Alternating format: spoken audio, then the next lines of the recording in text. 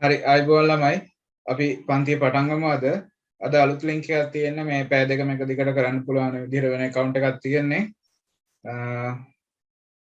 Link එක හැමෝටම හම්බෙන්න ඇති කියලා හිතනවා මම ගිය සතියේ කිව්වා ඒ ගැන WhatsApp එකේ නැත්තම් message දාන්න WhatsApp එකට add කරන්න කියලා හරි එහෙමනම් දැන් ගොඩක් දෙනෙක් සම්බන්ධ වෙලා ඉන්නේ අපි වෙලාව හරි නිසා පන්තිය පටන් ගමු අද ඉඳන් කරන්නේ ළමයි දැනට කරලා තියෙන පාඩම් වල ටියුට් සම්පූර්ණ කිරීම. ඒ ටියුට් එක සම්පූර්ණ කරලා ඉවර වෙලා තමයි ඊළඟට අලුත් පාඩමක් පටන් ගන්නෙ.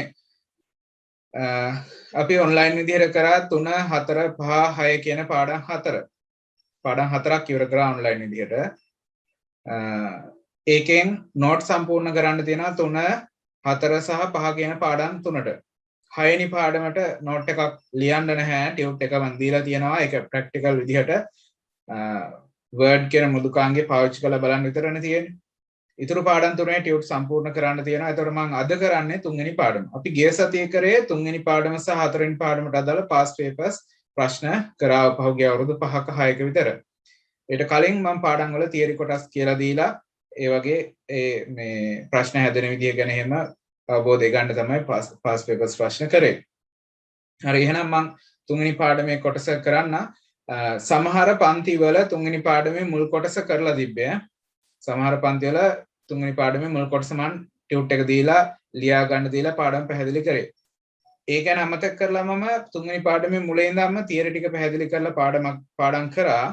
දවස් දෙකකින් 3 වෙනි පාඩම ඉවර කරා. ඒ වගේ වීඩියෝ දාලා තියෙනවා YouTube එකට බලන්න පුළුවන් ඔයාලට. ලින්ක් ඕනනම් මම ආපහු සැරයක් දාන්නම් group වලට දැම්මම මට මතක විදිහට අය සැරයක් ඕනනම් ලින්ක් එක දාන්නම්. ඒවා බලන්න 3 වෙනි පාඩමේ වීඩියෝ දෙකක් තියෙනවා. ඒ දෙක බලලා පාඩම තේරුම් ගන්න. නෝට් එක සම්පූර්ණ කිරීම තමයි මම අද කරන්නේ. ඒ නිසා මම අද ගණන් හදලා පෙන්නන්නේ නැහැ. මේ ඔයාලගේ ටියුට් එක සම්පූර්ණ කර ගැනීම තමයි මේ කරන්නේ. හරි. එතකොට සමහර අයට මේක ලියලා තියෙන නිසා නොවැදගත් කියලා හිතන්නත් එපා. අහගන්න ආපහු පාඩම මතක් කරගන්න හරි පුළුවන්.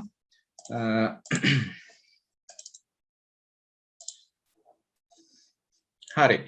ඔයාලගේ 3 වෙනි පාඩමේ ටියුට් එක ගන්න කහ පාට කවරයක් තියෙන ටියුට් එකක් ඇති.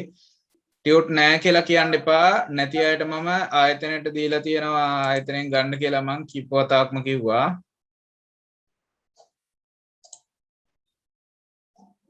ආයතනයේ තියෙනවා ටියුට් මම මේ ගිය සතියේත් ගිහිල්ලා බලපුවාම 10 3 වෙනි පාඩමේ ටියුට් වගේක් තිබ්බා. මම එදා අහලා නැති අය කියන්න කියලා ගණන් කරගෙන ඒ ගානට ගිහිල්ලා දුන්නේ. ඒ වුණාට කීප දෙනෙක් කරන්නේ නැහැ කියලා මට හිතෙනවා. මොකද ටියුට් ඉතුරු වෙලා තිබ්බා. ඒකට කරන්න දෙයක් නැහැ. දැන් මට ඒව ප්‍රශ්න විසඳන්න බෑ. ටියුට් එකක් දැන් නැත්තම් වෙන කොළ ටිකක් අරන් හරි මේක ලියා ගන්න. වෙන කරන්න දෙයක් නැහැ. හරි එතකොට 3 වෙනි පාඩම තියෙන්නේ පරිගණකය තුළ දත්ත නිරූපණය කරන ආකාරය තේරුම් ගන්න. ඔයාලා මේ වෙනකොට දන්නවා අපි ගණන් හදලා ඒව හුරු වෙලා තියෙන්නේ. ඒතර මුලින්ම අපි මේකේ ලියා ගන්න ඕනේ පරිගණකයේ කොහොමද මේ දත්ත නිරූපණය කරන්න කියලා තේරුම් ගන්න. උදාහරණයක් විදිහට ඒ අක්ෂරය නිරූපණය කරන්නේ පියවර ලියලා දක්වනවා. හරිද? කීබෝඩ් එකෙන් ඒ අකුර වගේ ප්‍රෙස් කරොත් කොහොමද ඒක අපිට දැర్శණය වෙන්නේ කියලා පියවර විදිහට ලියලා දක්වන එකයි කරන්නේ. ඒ සඳහා මම මෙහෙම නෝට් එකක් දීලා තියෙනවා. මම මේක දාන අතරතුර කියවනවා. මේක බලාගෙන හෝ ඔයාලා නැත්තම් මම කියන එක අහගෙන ලියා ගන්න. හරි. මුලින්ම මෙන්න මේ ටික අපි සම්පූර්ණ කරමු. මෙතන ලියා ගන්න තියෙන්නේ පරිගණකයක් තුල අකුරු මම සාමාන්‍ය නෝට් එක දෙන විදිහට කියවගෙන යනවා. සමහර අයට ඇහෙන්නේ නැතුව යන්න පුළුවන්. අතරමඟදී ඒ නිසා මේක තිරේ බලාගෙන හෝ නැත්නම් මම කියන එක අහගෙන ලියා ගන්න. පරිගණකයක් තුල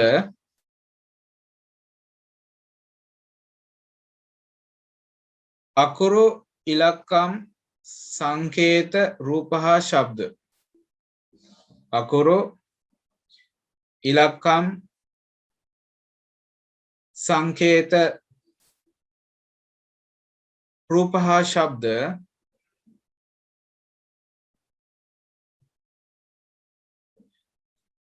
ආදී විවිධ දත්ත අකුරු ඉලක්කම් සංකේත රූප ශබ්ද කියලා කියන්නේ දත්තනේ දත්ත වර්ග විවිධ දත්ත විද්‍යුත් සංඥාවන් මගින්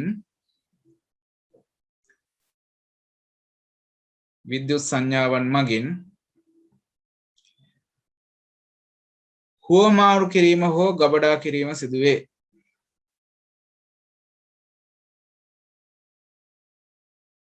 හුවමාරු කිරීම හෝ ගබඩා කිරීම සිදුවේ.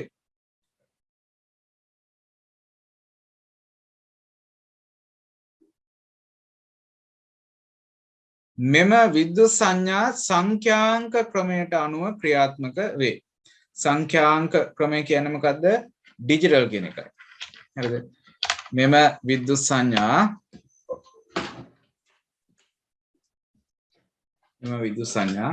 අවශ්‍ය නම් සටහනක් දාගන්න මෙන්න මෙතන සංඛ්‍යාංක ක්‍රමයට. සංඛ්‍යාංක කියන්නේ මොකද්ද? ඩිජිටල්.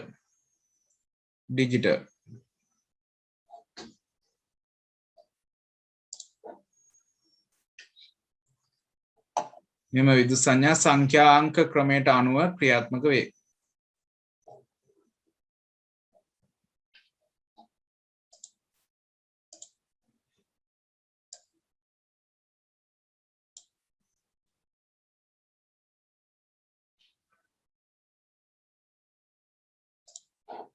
සංඛ්‍යාංක සංඥාවක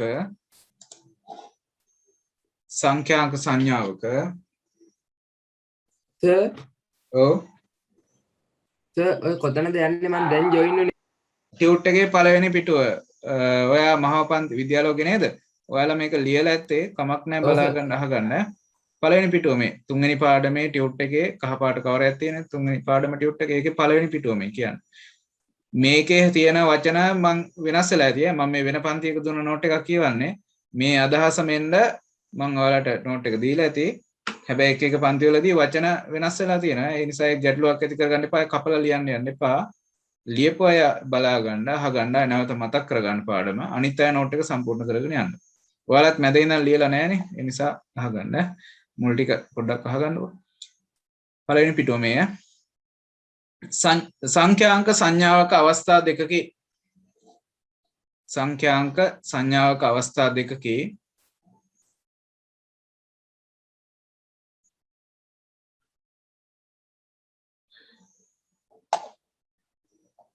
විදුලිය ඇති අවස්ථාව එක ලෙසත්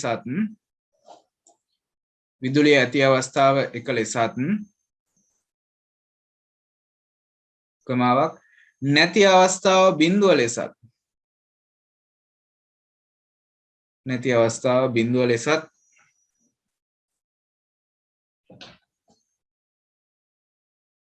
යොදා ගනිමින්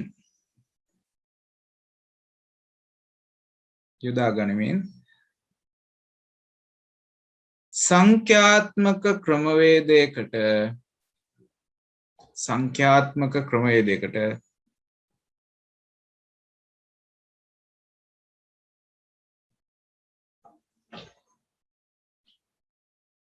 පරිගණකයේ ක්‍රියාකාරීත්වය විස්තර කළ හැකිය.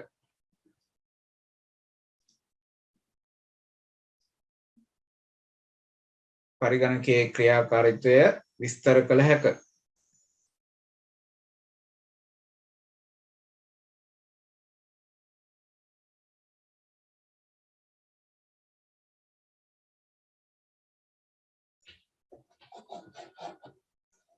හරි. ඔය පරිගණකයේ තියෙන සංඛ්‍යාත්මක කතාව ඕකයි. පරිගණකයේ සංඥාවන් යනවා වගේ අවස්ථා දෙකක් තියෙනවා. විදුලිය ඇති අවස්ථාව සහ නැති අවස්ථාව. විදුලිය ඇති අවස්ථාවට අපි 1 කියන එක දා ගන්නවා. නැති අවස්ථාවට බිඳුව දාලා ඉලක්කමක් විදිහට. ඒ කියන්නේ සංඛ්‍යාත්මක ක්‍රමයකට අපි මෙන්න මෙහෙමයි වැඩ කරන්න කියලා විස්තර කරනවා. හරි. ඒ අනුව අපි උදාහරණ විදිහට කියනවා මේ පරිගණකයේ යතුරු පුවරුවෙන් A අක්ෂරය තද කළොත් එහෙම කොහොමද ඒක වැඩ කරන්න කියලා මෙන්න මෙහෙම කියනවා. පියවර විදිහට ලියා ගන්න. එක පියවර කියලා කොටුවක් තියෙනවා. ඒක ඇතුලේ අපි කියනවා A අකුර තද කිරීම. අපි මේ කීබෝඩ් එකෙන් A අකුර තද කරපුවාම මොකද වෙන්නේ? ඊට අදාළ සංඛ්‍යාංක සංඥාවක් පද්ධති ඒකකයට යොමු වෙනවා. හරිද? ඕනනම් මෙතන ඒක රූපයක් විදිහට දාගන්න මෙන්න මේ ඊතලේ ළඟින් මෙන්න මේ වගේ සංඛ්‍යාංක සංඥාවක් තමයි යොමු වෙන්නේ.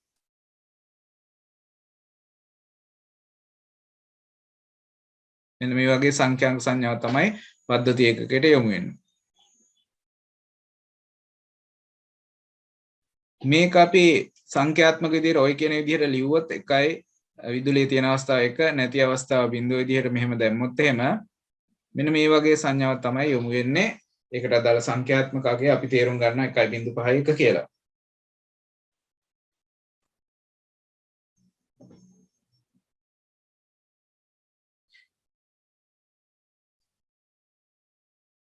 හරි පියවර දෙකේ නම් ලියා ගන්න.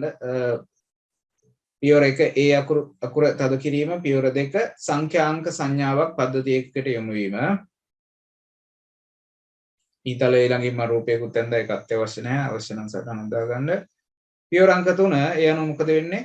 සංඛ්‍යාංක සංඥාවට අදාළ දත්තය හඳුනාගෙන පරිගණක තිරයට සංඥාවක් යොමු කිරීම. දැන් මේ සංඥා පද්ධති ඒකකයට නෙන්නේ කීබෝඩ් එකෙන්. කීබෝඩ් එකෙන් පද්ධති එකකට ආවම පද්ධති ඒකකයේ විසින් මොකද කරන්නේ? ඒ ආපු සංඥාවට අදාළ දත්තය මොකක්ද කියලා හඳුනා ගන්නවා. ඒ දත්තයට අදාළ සංඥාව යොමු කරනවා පරිගණක තිරයට. පියවර අංක 3 සංඛ්‍යාංක සංඥාවට අදාළ දත්තය හඳුනාගෙන පරිගණක තිරයට සංඥාවක් යොමු කිරීම.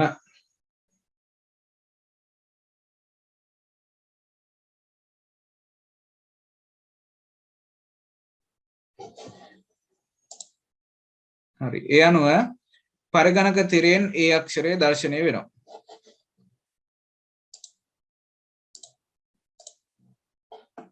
පද්ධති ඒකකයෙන් සංඥාවක් යොමු කරනවානේ පරිගණක තිරයට.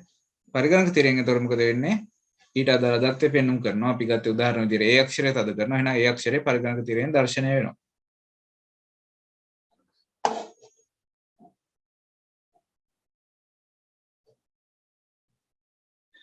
හරි.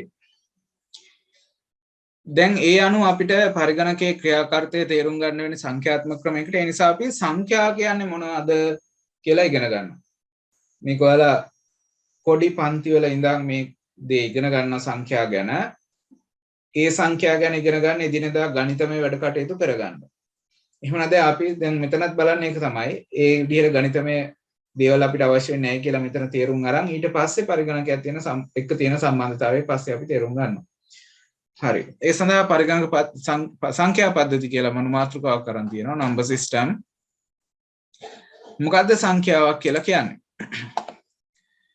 සංඛ්‍යාවක් කියන්නේ ඔයාලා සංඛ්‍යා ගැන පොඩි පන්ති වල ඉඳන් ඉගෙන ගන්නවා.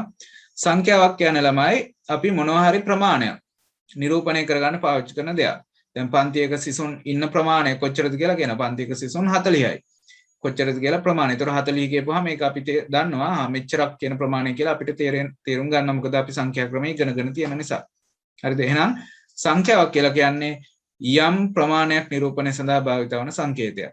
ලියා ගන්න සංඛ්‍යාවක් යනු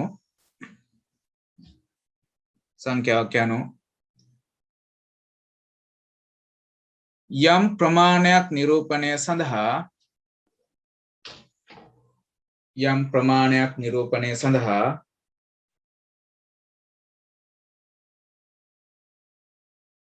භාවිතා වන සංකේතයකි.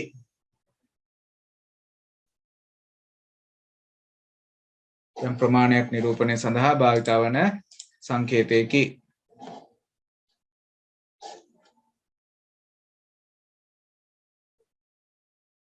සංඛ්‍යාවක් සංඛ්‍යාංක හෙවත් ඉලක්කම් කිහිපයකින් සමන්විත විය හැක. සංඛ්‍යාවක් සංඛ්‍යාංක හෙවත් ඉලක්කම් කිහිපයකින් සමන්විත විය හැක.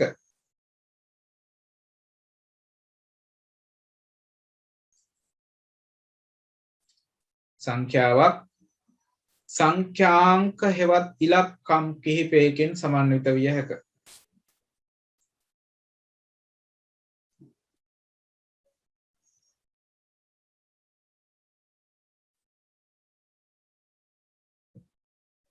හරි ඊළඟ රූලෙන් ලියමු අපි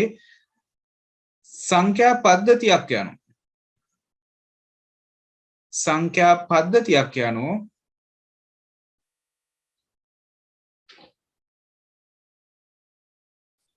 සංඛ්‍යා පද්ධතියක් යනු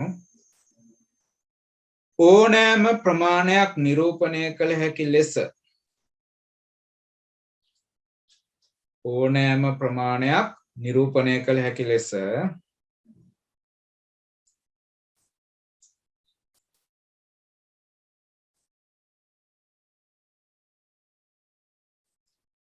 සකසාගත් සංඛ්‍යාංක කුලකයකි.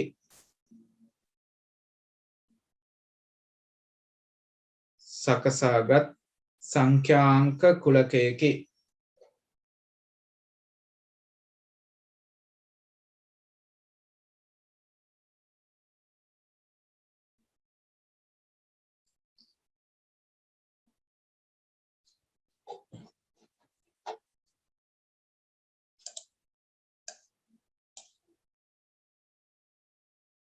හරි පැහැදිලිද මොකද්ද කිව්වේ සංඛ්‍යාවක් කියලා කියන්නේ යම් ප්‍රමාණයක් නිරූපණය සඳහා පාවිච්චි කරන සංකේතයක්. ඒතර සංඛ්‍යාවක තියෙන්න පුළුවන්ලු සංඛ්‍යාංක හේවත් ඉලක්කම් කීපයක්. දැන් බලන්න 25 කියන සංඛ්‍යාව ගත්තොත් ඒකේ 2යි 5යි කියන ඉලක්කම් දෙකක් තියෙනවා. ඉලක්කම් නැත්නම් අපි කියනවා සංඛ්‍යාංක. ඒතර සංඛ්‍යා පද්ධතියක් කියන්නේ මොකද්ද? සංඛ්‍යා පද්ධතියක් කියන්නේ ළමයි මේ විදිහට ඕනෑම ප්‍රමාණයක් අපිට ලියලා දක්වන්න පුළුවන් වෙන විදිහේ සංඛ්‍යාංක කුලකයක්. දැන් අපි එදිනෙදා ජීවිතයේදී භාවිතා කරනවා 0 සිට 9 දක්වා ඉලක්කම් 10ක්. කීපයක එකතුවක් කියන අදහසනේ කුලකයක් කියන්නේ. මේ කුලකය පාවිච්චි කරලා තමයි අපි ඕනෑම ප්‍රමාණයක් ලියලා දක්වන්නේ. එහෙනම් ඕනෑම ප්‍රමාණයක් ලියලා දක්වන්න පුළුවන් විදිහට හදාගත්ත සංඛ්‍යාංක කුලකයක් අපි සංඛ්‍යා පද්ධතියක් විදිහට හඳුන්වනවා. අපි ඉගෙන ගත්ත එකක් වුණාට තව සංඛ්‍යා පද්ධතිය අපිට හදා ගන්න පුළුවන්. ඒතර පරිගණකයේ ක්‍රියාකාරීත්වය විස්තර කරන්න අපි මේ පාඩමේදී තව සංඛ්‍යා පද්ධති 3ක් හදාගෙන ඒවා කොහොමද භාවිත වෙන්නේ කියලා විස්තර කරනවා. හරි. ඊළඟට උලෙන් ලියන්න. එදිනෙදා ගණිතමය කටයුතු සඳහා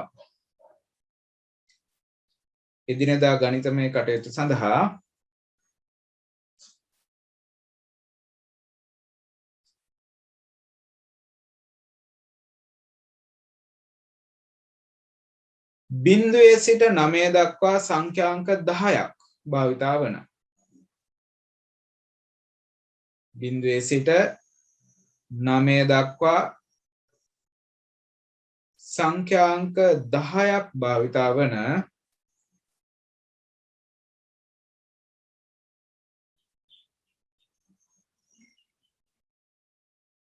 දශමය සංඛ්‍යා පද්ධතිය යොදා ගැනීම. දශමය සංඛ්‍යා පද්ධතිය යොදා ගැනීම.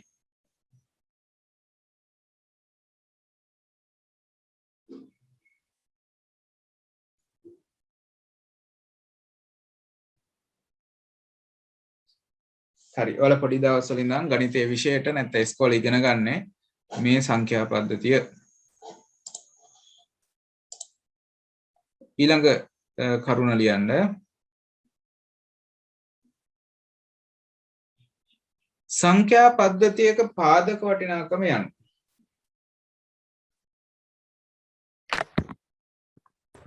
සංඛ්‍යා පද්ධතියක පාදක වටිනාකම යන.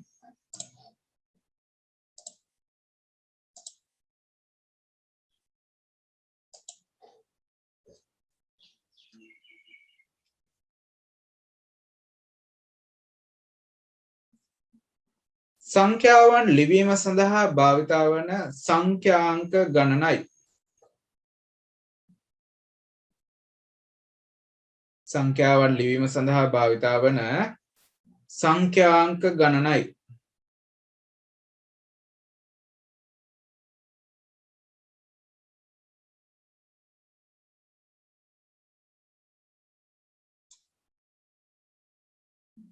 හරි මම ඔයාලට ඉගෙනනවා පාඩම් කරලා තියෙන්නේ මතක ඇති මොකද්ද කියන්නේ පාදක වටිනාකම කියන්නේ මොකද්ද සංඛ්‍යා පද්ධතියක ඒ සංඛ්‍යා පද්ධතිය අර කුලකයක් ගැන කියවන ඉස්සෙල්ලා සංඛ්‍යාංක කුලකයක් ආන් ඒ කුලකයේ තියෙන සංඛ්‍යාංක ගණනට තමයි අපි පාදක වටිනාකම කියන්නේ එහෙනම් දැන් කලින් කියපු දශමයේ සංඛ්‍යා පද්ධතියේ පාදක වටිනාකම කීයද වෙන්න ඕනේ 10 වෙනවා ඒකට හේතුව බිංදුවෙන් ඉඳන් 9 දක්වා ඉලක්කම් 10ක් තියෙන නිසා හරි එහෙනම් ලියන්න ඒකටම එහෙනම් දශමය සංඛ්‍යා පද්ධතියේ පාදක වටිනාකම 10 වේ.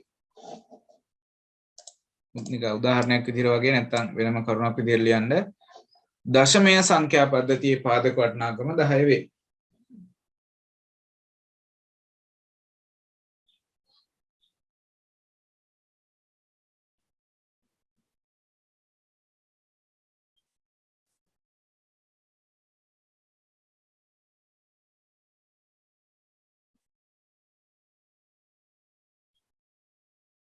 හරි.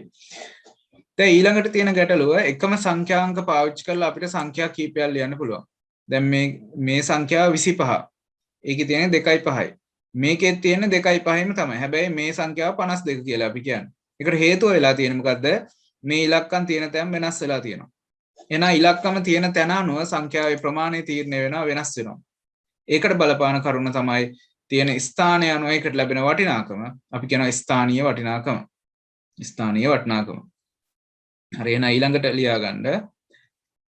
සංඛ්‍යාවක සංඛ්‍යාංක පවතින ස්ථානය අනුව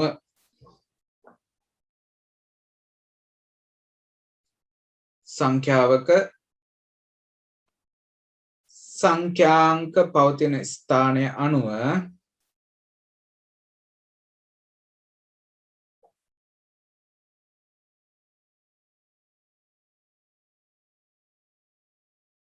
ඒවාට වටිනාකමක් ලැබේ. ඒවාට වටිනාකමක් ලැබේ.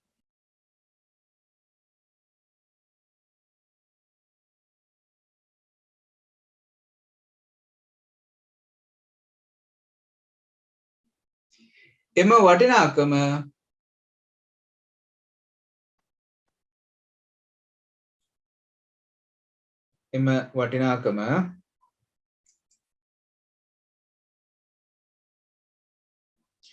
ස්ථානීය අගය ලෙස හැඳින්වේ.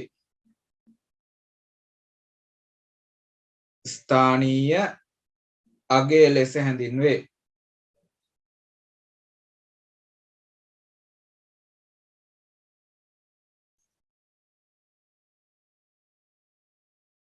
හරි ඔයාලා එකක් දන්නවා පොඩි කාලේ ඉගෙනගෙන තියෙන සංඛ්‍යාවක ස්ථානීය අගයන් 1 10 100 ඔය විදිහට ස්ථානීය අගයන් ඉගෙනගෙන තියෙනවා. හැබැයි දශමයේ සංඛ්‍යා පද්ධතිය 1 10 100 1000 කියලා ගියාට අනිත් සංඛ්‍යා පද්ධතිවල එහෙම වටිනාකම් වෙනස් වෙනවා. ඒතර අපි අනිත් සංඛ්‍යා පද්ධති ගැන මේට කලින් ඉගෙනගෙන නැහැ.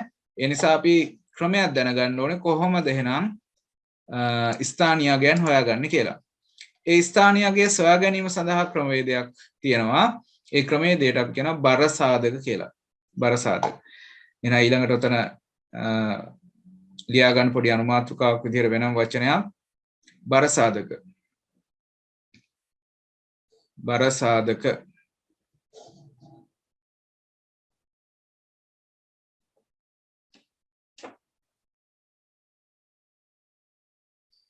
හරි එයාට අපි ලියමු මෙහෙම සංඛ්‍යාවක සංඛ්‍යාංකවල ස්ථානීය අගයන් සංඛ්‍යාවක සංඛ්‍යාංකවල ස්ථානීය අගයන්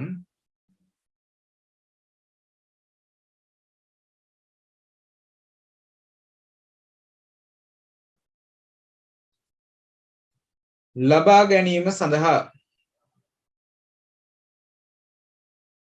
සංඛ්‍යාවක සංඛ්‍යාංකවල ස්ථානීය අගයන් ලබා ගැනීම සඳහා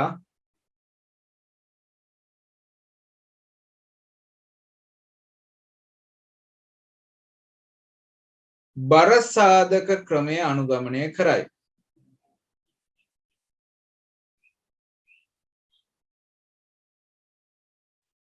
බර සාධක ක්‍රමය අනුගමනය කරයි.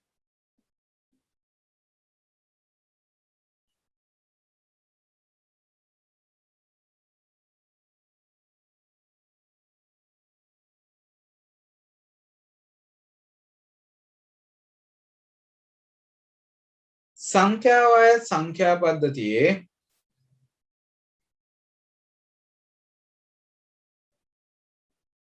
සංඛ්‍යාව අයත් සංඛ්‍යා පද්ධතියේ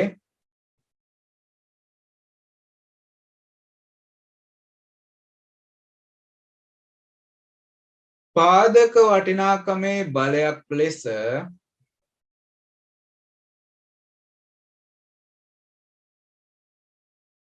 පාදක වටිනාකමේ බලයක් ලෙස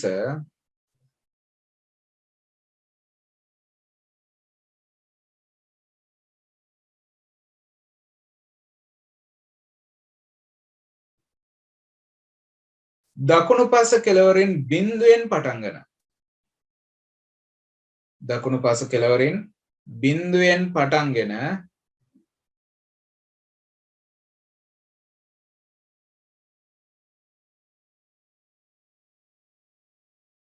පිළිවෙලින් ඉදිරියට ලියනු ලැබේ.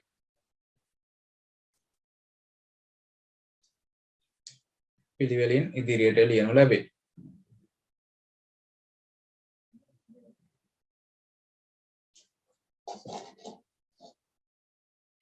හරි කොහොමද බරසාධක ලියන්නේ කියලා මේ කියන්නේ බරසාධක ක්‍රමය අපිට අවශ්‍ය වෙන්නේ ස්ථානියගේ හොයාගන්න. 10 පාදයේ ඔයාලා දන්නවා. ඒ කියන්නේ දශමීය සංඛ්‍යා පද්ධතියේ ස්ථානිය ගැන දැනගත්තට අනිත් ඒවාත් හොයාගන්න ක්‍රමයක් එපේ. ඒකට තියෙන ක්‍රමය තමයි පාදක වටිනාකමේ බලයක් විදිහට දකුණු පස කෙළවරින් බිඳුවෙන් පටන් ගන්න පිළිවෙලින් ඉදිරියට ලියනවා. පාදක වටිනාකම එහෙනම් දැනගෙන ඉන්න ඕනේ එක් එක් සංඛ්‍යා පද්ධතිය වල. හරි මේ ලියලා තියෙන උදාහරණ විදිහට දශමීය සංඛ්‍යා පද්ධතිය ගැන 125 කියන සංඛ්‍යාවේ 5 කියන දකුණු පස කෙළවර 10 බිඳුවෙනි බලය 10 පළවෙනි බලය 10 දෙවෙනි බලය කියලා ලියලා තියෙනවා. 10 බල විදිහට ලියන්නේ ඇයි 10 දශමීය සංඛ්‍යා පද්ධතියේ පාදක වටිනාකම 10 නිසා. එතකොට අපිට මේ ලියන දේවල් මෙන්න මේ ලියන දේවල් අපි කියන්නේ බරසාධක. ඒකට අදාළ අගය ගත්තාම අපිට ලැබෙන්නේ ස්ථානීය අගය. එතකොට අපි දන්නවා දැන් එහෙනම් ස්ථානීය අගය 1 10 100 කියලා යනවා කියලා. ඒ අගය ඇවිල්ලා තියෙනවා.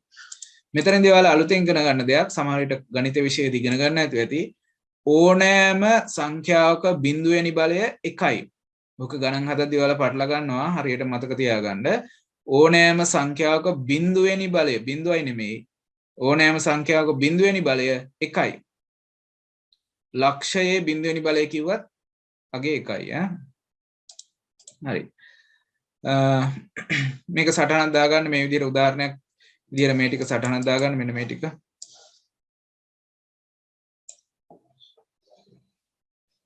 මම සිලෙක්ට් කරලා තියෙන කොටස ලියා ගන්න දැන් ওই නොට් එකෙන් පල්ලහැ. පිටුවේ ඉඩ සකස් කරගන්න ඕන පිටුවේ ඉවර වෙලා තියෙනවා. තව චුට්ටක් ලියන්න තියෙනවා. ඔයාලගේ ටියුට් එකේ ඔතන අනුමාත්‍රිකා දෙකක් තියෙනවනේ ඒවා ටිපෙස් කරලා අයින් කරන්න. දැන් මම නෝට් එක වෙනම කියාගෙන යන්නේ. ඔතන ඔයාලගේ ටියුට් එකේ අනුමාත්‍රිකා දෙකක් ඇති සමහර විට පොඩි අකුරෙන් ඒ දෙක ටිපෙස් කරලා අයින් කරගන්න. ඒව අවශ්‍ය නැහැ මම ඒවට ඕනේ දෙයක් මෙතන පිළිවෙලින් කියාගෙන යනවා. දෙවෙනි පිටුවේ මෙච්චරයි ලියන්න තියෙන්නේ.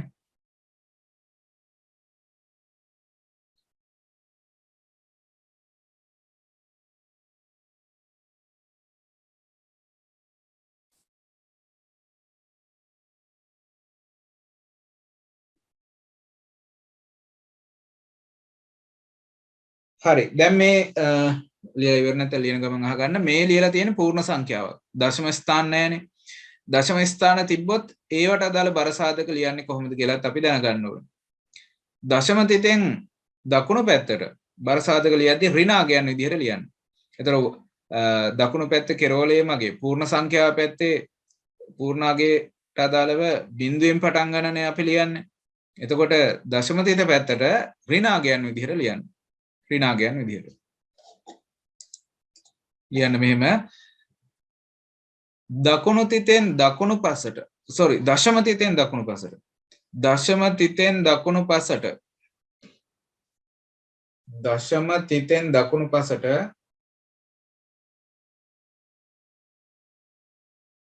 බරසාධක ඍණාගයන් ලෙස ලියනු ලබයි. බරසාධක ඍණාගයන් ලෙස ලියනු ලබයි.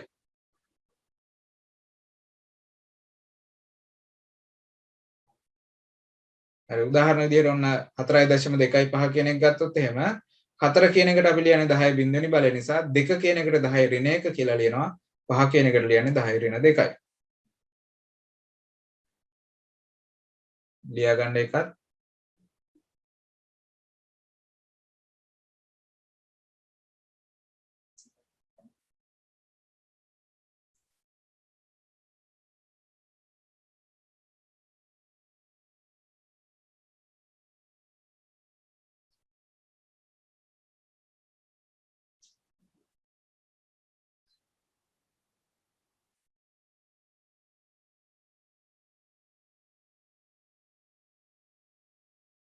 හරි ලියන ගමන් අහගන්න ඔයාලා දන්නවද දැන් ওই ඍණ අගයන් වලට අදාළ කියන්නේ බලවලට අදාළ අගයන් ගන්නවා 10 ඍණ 1යි කියලා කියන්නේ ඇත්තම අදහස එක බෙදීම 10 පළවෙනි බලය කියන එක. හරිද? ඒතර එක බෙදීම 10 කියන එකේ අගය ඔයාලා බෙදලා ගන්න දන්නෝනේ. 10 ඍණ 2යි කියලා කියන්නේ මොකද්ද? එක බෙදීම 10 2යි. අර බෙදීම කියලා පහලින් තියෙන එක උඩට ආපුවම තමයි ඍණ කියලා අපි ගන්න. ඒතර එක බෙදීම 10 දෙවෙනි බලය කියන්නේ 10 දෙවෙනි බලය කියන්නේ 100යිනේ. එහෙනම් එක බෙදීම 100යි. ඒතර එක බෙදීම 100 කියන එකේ අගේ ඔයාලා බෙදලා ගන්න ඕනේ. හරිද? හරි. දශම ස්ථාන වලට අදාළ ගණනය කිරීම ගොඩක් එන්නේ නැහැ. බැරි වෙලාවත් තවත් මේ විදිහට තමයි ඍණාගයන් විදිහට ලියන්නේ. හරි. බලන්න ඊළඟ පිටුව. දැන් අපි සංඛ්‍යාවක් කියන්නේ මොකද්ද? සංඛ්‍යා පද්ධතියක් කියන්නේ මොකද්ද? ඔය සංඛ්‍යා පද්ධතිය වලට අදාළ ස්ථානීය අගයන් මොනවා කොහොමද ගන්නෙ කියලා බරසාධක ක්‍රමය ගැන කතා කරලා තියෙනවා. ස්ථානීය වටිනාකම් ගැන ඒ අනුව කිව්වා. දැන් අපි මේ පාඩමේ ඉගෙන ගන්න සංඛ්‍යා පද්ධති හතරක් තියෙනවා. එකක් අපි එදිනෙදා ඉගෙන ගන්න දශමයේ සංඛ්‍යා පද්ධතිය. අනිත් ඒවා මේ පරිගණකයේ ක්‍රියාකාරීත්වය විස්තර කරගන්න දත්ත නිරූපණය ගැන කියන්න කතා කරන තව සංඛ්‍යා පද්ධති තුනක් තියෙනවා. ඒ හතර වෙන වෙනම ලියා ගන්න ඕනේ. අපි දන්න එකෙන් පටන් ගන්නවා. දන්න එක තමයි පොඩි කාලේ ඉඳන් ඉගෙන ගන්න එක ගණිත විෂයට දශමය සංඛ්‍යා පද්ධතිය. ඒ කියන්නේ 10 පාදයේ සංඛ්‍යා කියලා අදහස් කරනවා. ඉංග්‍රීසියෙන් කියනවා decimal number system කියලා. හරි. දශමය සංඛ්‍යා පද්ධතිය කියන එක ලියාගමු එහෙම.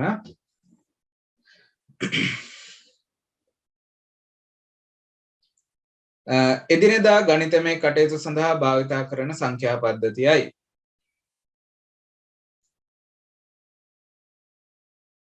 එදිනෙදා ගණිතමය කටයුතු සඳහා භාවිතා කරන සංඛ්‍යා පද්ධතියයි.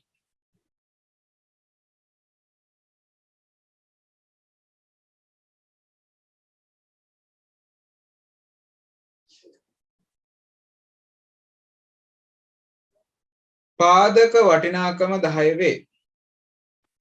මේ සංඛ්‍යා පද්ධතියේ පාදක වටිනාකම 10. පාදක වටිනාකම 10 වේ.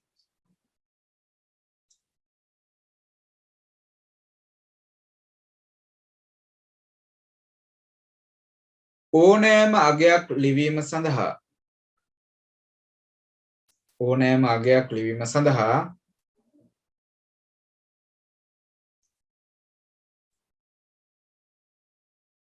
බිංදුව 1 2 3 4 5 6 7 8 9 කෙටි කරලා ලියන්න එපා බිංදුව සිට 9 දක්වා කියලා. අපි දැන් සංඛ්‍යා පද්ධතිය හඳුන්වන අවස්ථාව නිසා ඔක්කොම ලියන්න. ඔක්කොම අදාළ ලියන්න. ඕනෑම අගයක් ලිවීම සඳහා බිංදුව 1 2 3 4 5 6 7 8 9 යන සංඛ්‍යාංක 10 යොදා ගනි.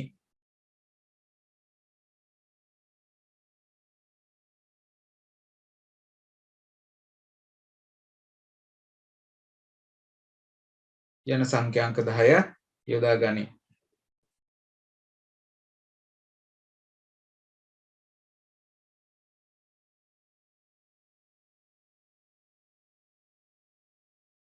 හරි එතන පල්ලෙහා හිස් තැනක් තියෙනවා. ඒ හිස් තැනේ අපි සංඛ්‍යාවක් හැදෙන විදිහ තේරුම් ගන්න මේක ලියමු. විශේෂයෙන්ම ස්ථානීය අගය හොයාගන්න බරසාධක ලියන ක්‍රම එහෙම දැනගන්න මේක ලියන්න ඕනේ. මේකේ පොඩි වෙනසක් වෙලා තියෙනවා. හදාගන්න මම කියන්නම්. බරසාධක කියලා මෙන්න මේකට තමයි මේ 10 බල ලියලා තියෙන එකට තමයි කෙලින් තමයි බරසාධක කියලා ලියන්න ඕනේ. ස්ථානීය අගයන් කියලා ඒ අනුව ඊට උඩ එක මේකට තමයි ලියන්න ඕනේ. බරසාධක ස්ථානීය අගය.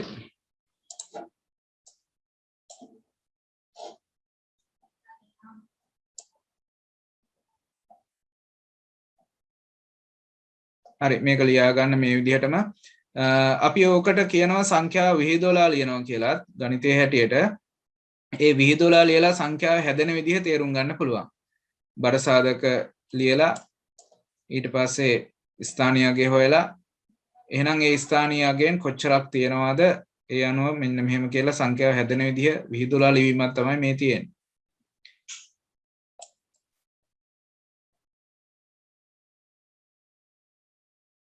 හරි මේක ලියා ගන්න මේ විදිහට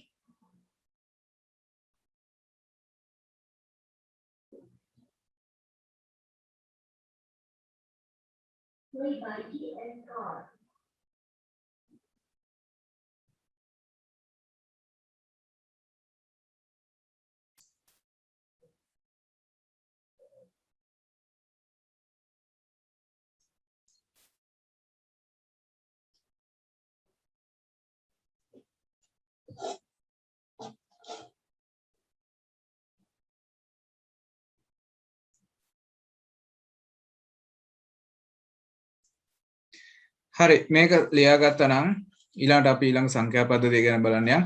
මේක ඉතින් 10 බලවලට අදාළ අගයන් කටපාඩම් කරන්න දෙයක් නැහැ නේ. 10 බිඳුවෙනි බලය 1යි 10 පළවෙනි බලය 10යි 10 දෙවෙනි බලය 100යි මේ විදිහට ගන්න පුළුවන්. අනිත් ඒවා වගේ පොඩ්ඩක් බලා ගන්න වෙනවා බලවලට අදාළ අගයන්.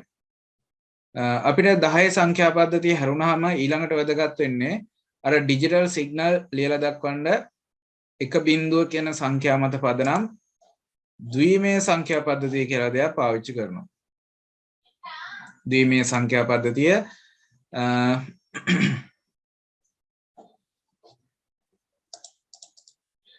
අපි කියනවා binary number system.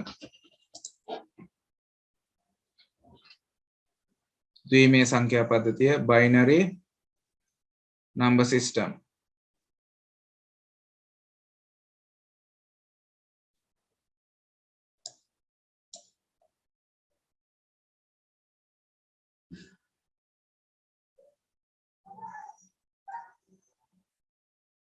හරි ද්විමේය සංඛ්‍යා පද්ධතිය තමයි අපිට මේ පාඩමේ ඊළඟට වැදගත් වෙන සංඛ්‍යා පද්ධතිය. දශමයේ හැරුණාම මේකේ ඔයාලට පේනවා ඇති පිටු අවසාන වෙනකම් මේ ටික තමයි ලියා ගන්න තියෙන්නේ. එතකොට ඉඩ මේ විදිහට හදා ගන්න වෙනවා. පල්ලෙහෙන් මේ මම කොටු ගහලා වගුවක් වගේ ලියලා තියෙනවා. දෙකේ බලවලට අදාළ අගයන් මේ ටිකත් ලියා ගන්න පුළුවන් වෙන විදිහට ඉඩ සීමා කරගෙන ඔන්න නෝට් එක හදා ගන්න. හරි binary number system කියන එක යටතේ මෙහෙම ඉස්සෙල්ලා විස්තරය ලියන්න. පරිගණකයේ ක්‍රියාකාරීත්වය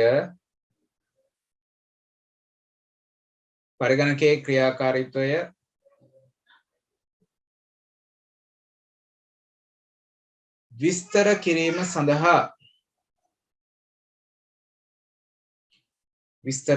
සඳහා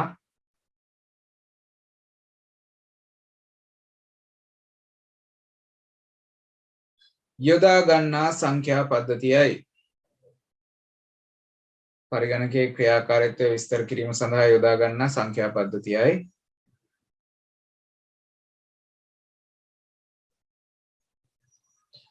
මෙහි පාදක වටිනාකම දෙක වේ.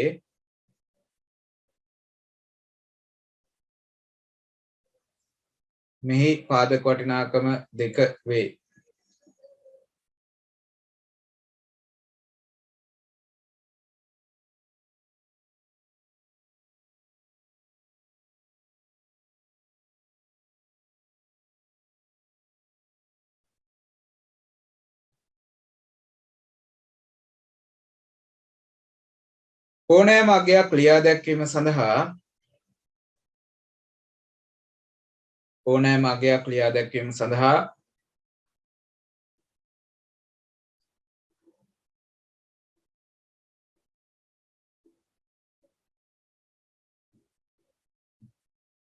බිංදුව සහ 1 යන ඉලක්කම් පමණක් යොදා ගනී.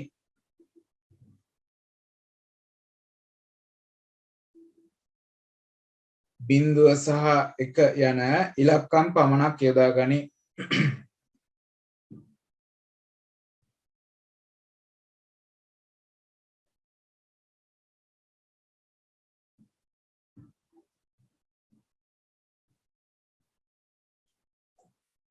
හරි. දැන් අපි මේකෙත් උදාහරණ විදිහට සංඛ්‍යාවක් ගත්තොත් එහෙම මම ගන්නම් සංඛ්‍යාවක් උදාහරණ විදිහට 1.1 කියලා. ළමයි මේ දශමයේ සංඛ්‍යා හැරුණාම අනිත් ලියන සංඛ්‍යා පද්ධති වලින් ලියන සංඛ්‍යා හැම එකකම මතක තියාගන්න සංඛ්‍යාවේ මෙන්න මේ දකුණු පස කෙළවරේ සංඛ්‍යාංකයට පහලින් පාදක වටිනාකම ලියන්න ඕනේ. මොකද දැන් මේ 1.1 කියන එක අපි 1101 නේ. අපි එදිනෙදා පාවිච්චි කරන 1101ද මේ තියෙන්නේ? නෑ. ඒ ප්‍රමාණය නෙමෙයි.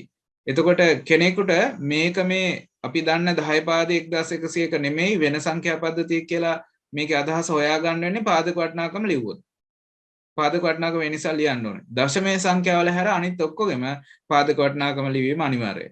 එන උදාහරණ විදිහට 1.1.2 පාදෙන් කියලා මෙහෙම දෙකේ ඉලක්කම දාගන්න අපි ওই සංඛ්‍යාව විහිදවලා ලියනවා මේ විදිහට හැදෙන විදිහ තේරුම් ගන්න. ඒ සඳහා මම අර බර සාධක සහ ස්ථානියගේ ලියන්න පුළුවන් වෙන්න මේ විදිහට සංඛ්‍යාංක ඇඩ් කරලා ලියා ගන්නවා. දකුණු පස්ස කෙළවරෙන් බිඳුවෙන් පටන් ගන්න පිළිවෙලින් ඉදිරියට 2.2.1.2.2.3 කියලා මෙන්න බර සාධක ලියලා තියෙනවා. ඒවට අදාළ අගයෙන් අපිට පුළුවන් ගන්න ස්ථානීය අගය. එතකොට 2 බිඳුවෙනි බලය 1යි 2 දෙවෙනි බලය 2 පළවෙනි බලය 2යි බර ස්ථානීය අගය කියලා මේකට එන්න ඕනේ. 2 දෙවෙනි බලය 4යි 2 තුන්වෙනි බලය 8යි කියලා අපිට ස්ථානීය අගයන් ගන්න පුළුවන්. ඒ අනුව මෙතන තියෙන එකේවා එකේ වගේ එකක් තියෙනවා. එකේ වගේ එකක් තියෙනවා. එකයි මෙතන තියෙන දෙකේවා හැබැයි දෙකේ වගේ තියෙන බිඳුවයි. ඒ නිසා දෙවරක් බිඳුව බිඳුවයි. මෙතන තියෙන හතරේවා හතරේ වගේ එකක් තියෙනවා 4යි. මෙතන තියෙන 8ඒවා 8 වගේ එකක් තියෙනවා 8යි කියලා 8යි 4යි බිඳුවයි 1 එකතු කරලා 13යි කියන ප්‍රමාණය ලියන්න පුළුවන්. මේ 13යි කියන්නේ අපි දන්න ප්‍රමාණය. අපි දන්න එදිනෙදා පාවිච්චි කරන 13 කියන ප්‍රමාණය තමයි මේ ද්විමීය විදිහට 1.1.1 කියලා ලියලා තියෙන්නේ. මේක ගාණක් හදන විදිහ ගැන ඉස්සරහට කතා කරනවා. දැනට සංඛ්‍යාව විහිදුවලා ලිවීම විතරක් තේරුම් ගන්න මේක ලියන්න.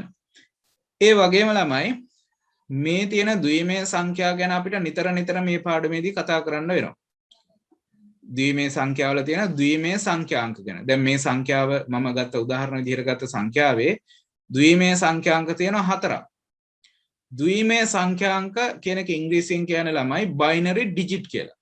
ඔය බයිනරි ඩිජිට් කියලා හැමතිස්සෙම කියවන්න අපිට කියන්න වෙනවා මේ පාඩමේදී. ඒ නිසා ඒක වචනේ දිග වැඩි කියවන්න අපහසු නිසා බයිනරි ඩිජිට් කියන වචනේ කෙටි කරලා මේ විදිහට බයිනරි කියන එකේ b අකුරත් ඩිජිට් කියන එකේ අවසානට it කියන එකත් අරන් බිට් කියලා මේවා හඳුන්වනවා. හරිද? එහෙනම් මේ එක බිංදුව කියන ඒවා මොනවා කියලාද කියන්නේ? බිට් කියලා කියන්නේ. බිට් ඉංග්‍රීසියෙන්. හැබැයි ඒක සිංහලෙන් ආපහු වචනයක් හදා ගන්නවා බිටු කියලා. හරිද? බිට් කියන එක බිටු කියලා කියනවා. අන්න ඒ වචනේ තදගත් ද්විමේය සංඛ්‍යාංක බයිනරි ඩිජිට් කියන එක කෙටි කරලා තමයි බිටු කියලා අපි කියන්නේ. හරිද? හරි ඊළඟට අපිට ඉදිරියේදී ගණන් හදාගන්න මේ දෙකේ බලවලට අදාළ අගයන් ඕන වෙනවා. එතකොට දෙකේ බිඳුවේ ඉඳන් දෙකේ 10 දක්වා අගයන් අවශ්‍යයි. හරිද? ඒ නිසා ඔයාලා මෙතනම ලියා ගන්න පොඩිවට මේ විදිහට වගු ගහන්න බැයි නම් ඉහළ ඉඳන් පල්ලෙහාට හරි කමන්නේ පැත්තකින් ලියා ගන්න දෙකේ බිඳුවේ ඉඳන් දෙකේ 10 දක්වා අගයන්. හරි ඔය ටික ලියා ගන්න කොන්න ඔය ටික සටහනක් දාගන්න උතන ඉඳ තියෙන විදිහට.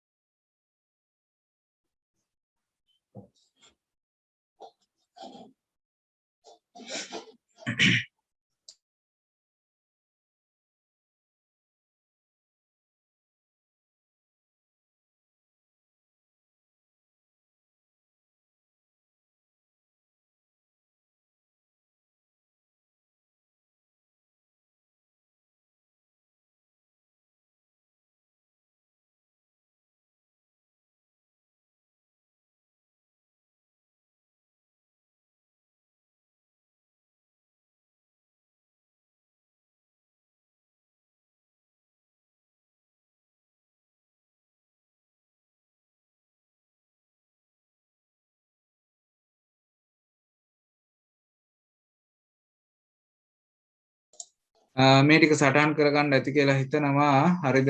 තව වෙලාව අවශ්‍යද?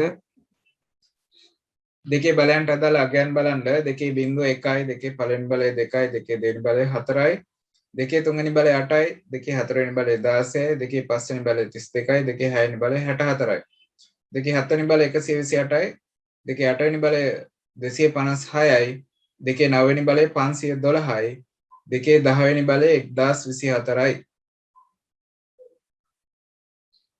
දෙකේ 10 1024යි. හරි. දෙකේ 10 කියන එක අපිට තව ඉදිරියේදී වැදගත් වෙනවා. දෙකේ 10 1024.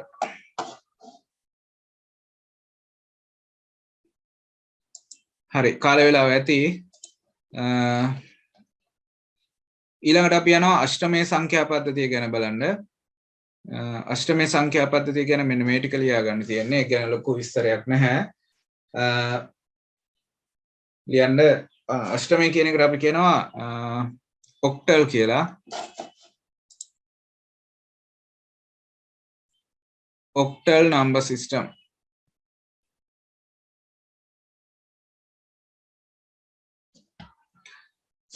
ඒක ලියන්න මෙහෙම. මෙහි පාදක වටිනාකම 8 වේ. මෙහි පාදක වටිනාකම 8 වේ.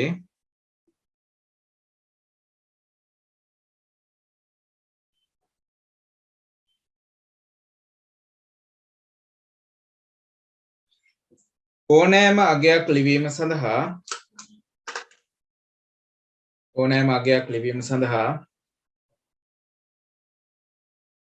බිංදුව 1 2 3 4 5 6 7 යන සංඛ්‍යාංක 8 යොදා ගනී.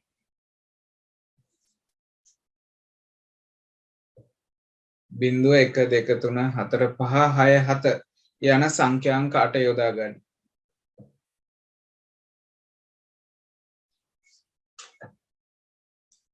හරි. එතනදී මම උදාහරණ විදිහට සංඛ්‍යාවක් ගන්නවා 143යි 8 පාදෙන් කියන සංඛ්‍යාව. පාදක වටිනාකම දාන්න ඕනේ. ඒතර ඒක හැදෙන විදිහ බලන්න අපි විහිදුවලා ලියනවා මේ විදිහට සංඛ්‍යාව ලියලා බර සාධක ලියනවා. ඒ බර සාධක ඇසුරෙන් ස්ථානයගේ ගන්නවා. 8 පාදයේ සංඛ්‍යාව නිසා 8 බල විදිහට 8.1 8.1 කියලා ලියනවා. ඒ අනුව 8 කියන්නේ 1යි. එකේ ප්‍රමාණයව 3ක් තියෙනවා. එහෙනම් එකේ වගෙන් 3ක් 3යි. ඊළඟට 8 පළවෙනි බලය 8යි. 8 වගෙන් තියෙනවා 4ක් මෙතන. 8 වගෙන් 4ක් තියෙනවා. 8 වරක් 4 32යි. ඊළඟට 8 දෙවෙනි බලය කියන්නේ ළමයි 8 වර්ගය කියන්නේ 64යිනේ. ඒතර 64 වගෙන් එකක් තියෙනවා. එහෙනම් 64 වරක් එක 64යි. ඔය ටික ඔක්කොම එකතු කරාම වෙනවා 99. ඒ කියන්නේ අතර මේ අපි දන්න විදිහට ගත්තොත් 99 කියන ප්‍රමාණය තමයි ඔය තියෙන්නේ. 143ක් 8 පාදෙන් කියලා. හරිද? මේක ගානක් විදිහට හදන විදිහ එකත් ඉස්සරහට බලනවා අපි. දැනට සංඛ්‍යාව විහිදුවල හැදෙන විදිහ තේරුම් ගන්න මේක සටහනක් දාගන්න. මේකේ දෙකේ 10 දක්වා බැලුවා වගේ 8 බිංදුවේ ඉඳන් 8 10 දක්වා අවශ්‍ය නැහැ.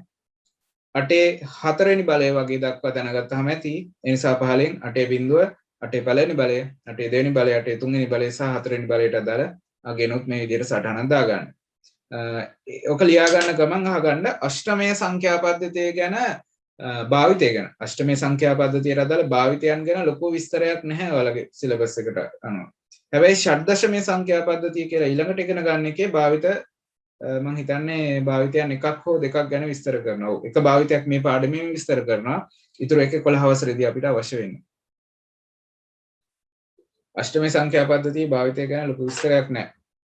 නමුත් ඒකත් අපිට පරිගණකයේ ක්‍රියාකාරීත්වයට අවශ්‍ය වෙනවා. ඉදිරියට A level ICT හෝ පරිගණක පාඨමාලා මොනවා හරි ඉස්සරහට ඉදිරියට මොනවා හරි කරනවා නම් ඔයාලට ඒවා වැදගත් වෙයි. හරි මේ ටික සටහනක් දාගන්න තන ඉක්මනට.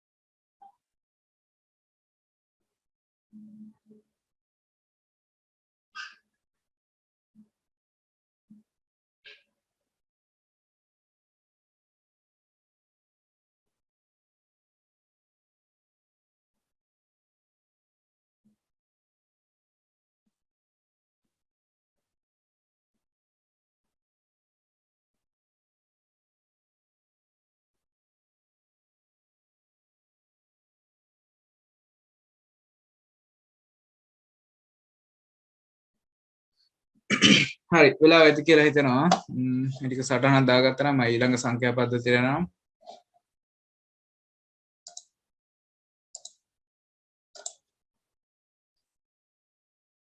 හතරවන සංඛ්‍යා පද්ධතිය ෂඩ් දශමය සංඛ්‍යා පද්ධතිය. ෂඩ් දශමය. මේක 11 දශමය කියලා හඳුන්වනවා. 12 නෙමෙයි 11. ඒ කියන්නේ 16 කියන අදහසයි මේ කියන්නේ. මේක හඳුන්වන්නේ ඉංග්‍රීසියෙන් hexadecimal number system.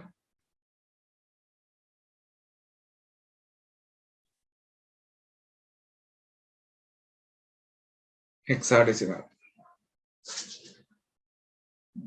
හරි ලියා ගන්න එහෙනම් මෙහෙම මේ පාදක වටිනාකම 16 වේ. පාදක වටිනාකම 16 වේ.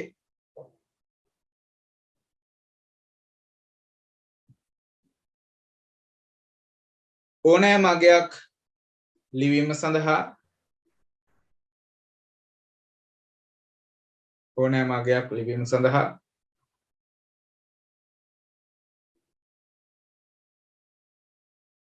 බිංදුව 1 2 3 4 5 6 7 8 9 A B C D E F ඉංග්‍රීසි අකුරු ලියද්දි කැපිටල් අකුරු ලියන්න.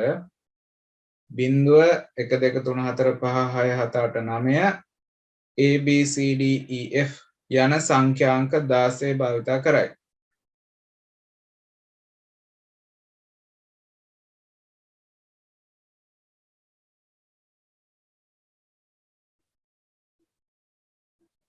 හරි මම පාඩම් කරද්දී කියලා දුන්නා ළමයි සංඛ්‍යාංක 16ක් ඕනේ සංඛ්‍යාංක 16ක් නැහැ. මොකද එදිනෙදා පාවිච්චි කරන්න මිනිස්සු පෙළඹුණේ දශමයේ සංඛ්‍යා පද්ධතිය නිසා ඔය නිකන් අකුරු කියන්නේ සංකේත විදිහට හදාගත්තේ ලියන්න පුළුවන් වෙන විදිහට මේ 10ක් විතරයි. වෙන හැඩයන් හදාගත්තේ නැහැ. අවශ්‍ය වුණ නැහැ. නමුත් අපිට දැන් පරිගණකයේදී 16ක් අවශ්‍ය වෙනවා පරිගණකයේ ක්‍රියාකාරීත්වය විස්තර කරන්න සමහර අවස්ථාවල. ඒ නිසා වෙන ඉලක්කමක් විදිහට සංකේතයක් ලියා ගන්න බැරි නිසා ඉංග්‍රීසි අකුරු යොදාගත්තා. ඒ වගේ වටිනාකම් වෙන්නේ 9න් එහාට අදාළ අගයන්. ඒ කියන්නේ 10 11 12 13 14 15 කියන අගයන් තමයි ඒවට අදාළ අගයන් එන්නේ. ඒ නිසා ඒ වගේ අගයන් ටිකත් අපි ලියා ගමු. සංඛ්‍යාංක 16 භාවිත කරයි. එතනම ලියා ගන්න මෙහි ඉංග්‍රීසි අක්ෂර මගින්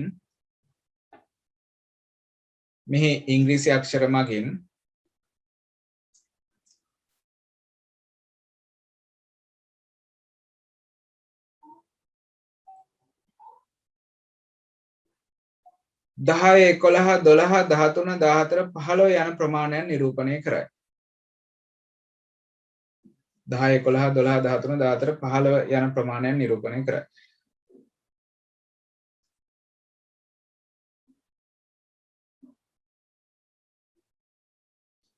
හරි. ඒතකොට 10 ඉන ඉදිරියට තනි ඉලක්කමක් නැහැ. ඒ නිසා ඉංග්‍රීසි අකුර පාවිච්චි කරන්නේ 10 කියන එක අපිට ලියන්න බෑ එක බිඳුව කියලා. මොකද ඒකේ ඉලක්කම් දෙකක් තියෙනවා. ඒ නිසා තනි අකුරක් විදිහට ඉංග්‍රීසි අකුර ලියා ගන්නවා. හරි. එහෙනම් ඒකටත් අදාළ උදාහරණයක් විදිහට 3යි a කියන සංඛ්‍යාව අරන් බර සාධක ලියන්න 16 පාදයේ සංඛ්‍යාවක් නිසා 16.16 පළවෙනි බලය. ඊට අදාළ එතකොට ස්ථානීය අගයන් ගන්න පුළුවන් අපිට 16 බිඳුවෙනි බලය කියන්නේ 1යි 16 පළවෙනි බලය කියන්නේ 16 කියලා. එතකොට එකේ වගෙන් තියෙනවා 10ක්. එකේ වගෙන් ඒ ප්‍රමාණයක් නේ තියෙන්නේ a කියන ප්‍රමාණයක්. ඒ කියන්නේ 10යි. 16 වගෙන් 3යි කියන ප්‍රමාණයක් තියෙනවා. ඒ අනුව එකේ වගෙන් 10ක් 10යි 16 වගෙන් 3ක් 48යි කියලා 58යි කියලා අපිට ප්‍රමාණය ලියන්න පුළුවන්. ඒ කියන්නේ අපි දන්න ප්‍රමාණය හැටියට 3යි a කිව්වොත් අපි දන්න විදිහට 58 කියන ප්‍රමාණය. 16 පාදයේ බල විදිහට 16 බිඳුවේ ඉඳන් 16 තුන්වෙනි බලය දක්වා දැනගන්න අවශ්‍ය වෙයි. ගණන් හදන්න ඒ ටිකත් සටහනක් දාගන්න. ඔය ටික ලියා ගන්න එච්චරයි ගැන ලියන්න තියෙන්නේ. අපි සංඛ්‍යා පද්ධති 4 ගැන ඔය ටික තමයි කතා කරන්නේ. ඊළඟට ගණන් හදන්න යන්න තියෙනවා. ගණන් හදන්න කලින් තවත් දෙයක් ලියන්න තියෙනවා නෝට් එකක්. මොකද්ද මේ වැඩිම විශේෂ සංඛ්‍යාංකය සහ අඩුම විශේෂ සංඛ්‍යාංකය ගැන.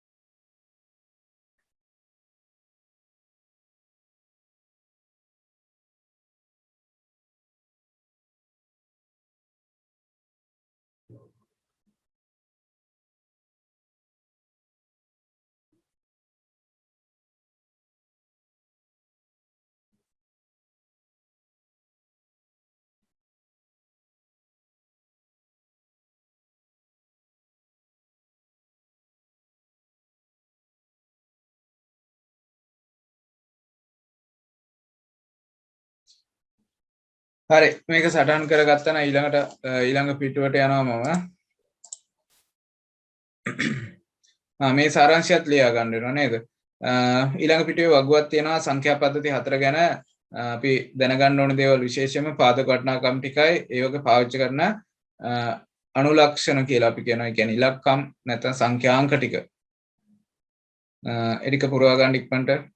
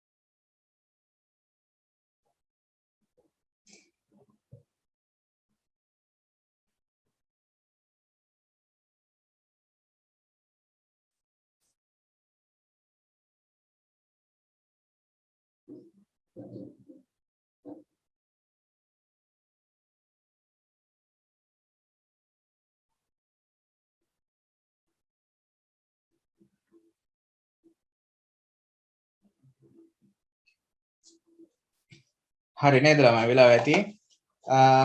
දැන් මේ සංඛ්‍යා පද්ධති හතරෙන් මොන සංඛ්‍යා පද්ධතිය වුණත් ඒ කියන්නේ දශමය, ද්විමය, අෂ්ටමය, ෂඩ්දශමය මොන සංඛ්‍යා පද්ධතියක සංඛ්‍යාවක් වුණත් අපි මේ සංඛ්‍යාවන් ලිවීමේදී ඒ සංඛ්‍යාව විස්තර කරගද්දී සංඛ්‍යාංක දෙකක් විශේෂ නමකින් හඳුන්වනවා. හරිද? සංඛ්‍යා පද්ධතිය මොකක් වුණත් ඒක හොයන විදිහ නම් කරගන්න විදිහ වෙනස් වෙන්නේ නැහැ. ඒ සංඛ්‍යාංක දෙක තමයි වැඩිම විශේෂ සංඛ්‍යාංකයයි නැත්නම් අඩුම විශේෂ සංඛ්‍යාංකයයි කියලා. වැඩිම හා අඩුම විශේෂ සංඛ්‍යාංක. මෙතන ස්ථානීයගේ කියලා දාලා තියෙන්නේ ඒක වෙන්න ඕනේ සංඛ්‍යාංක කියන එක ගැටලුවක් නැහැ වෙනස් කරගන්න අවශ්‍ය නැහැ. අපි විස්තරය තුල ලියලා තියෙනවා. මේ විදිහට ටිකක් මේක විස්තරාත්මකව ලියන්න තියෙන ළමයි ඒ නිසා පොඩි අකුරෙන් මේ ඉඩ සීමා කරගෙන අපි ලියමු. මතක ඇති පාඩම කරද්දී දැන් නෝට් එක ලියන එක විතරනේ මෙතන කරන්නේ. ඒ නිසා මහරණ විස්තර කරන්න යන්න ඕනේ. ඉක්මනට නෝට් එක කියවගෙන යන්න ඕනේ. ළමයින්ට අමතක වෙලා ඇති. ඒ නිසා තමයි පොඩ්ඩක් මම මේ කියන්නේ. සංඛ්‍යාවක ස්ථානීය වටිනාකම අනුව අඩුම වටිනාකමක් තියෙන එක තමයි අපි අඩුම විශේෂ සංඛ්‍යාංකය ඉංග්‍රීසි අදහස අනුව LSD කියලා අදහස් කරන්නේ. වැඩිම එක අපි MSD කියලා අදහස් කරනවා.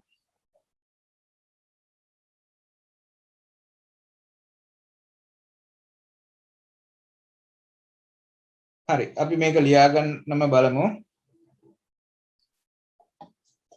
මේකේ නෝට් එක මේ විදිහට මත හරි හැබැයි මේට වඩා කෙටි කරන්න පුළුවන්. ඒ නිසා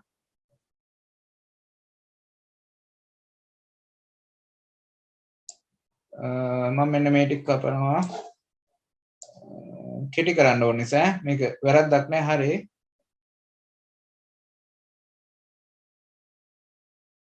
හරි මම මේ කියන විදිහට ලියාගන්නේ නම් සංඛ්‍යාවක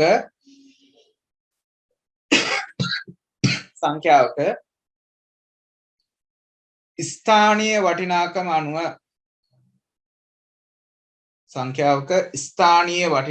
අනුව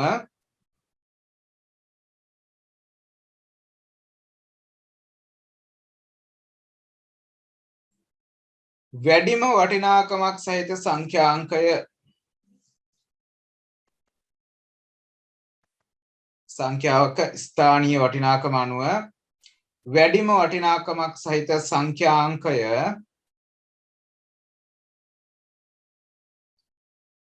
වැඩිම වෙසෙසි සංඛ්‍යාංකය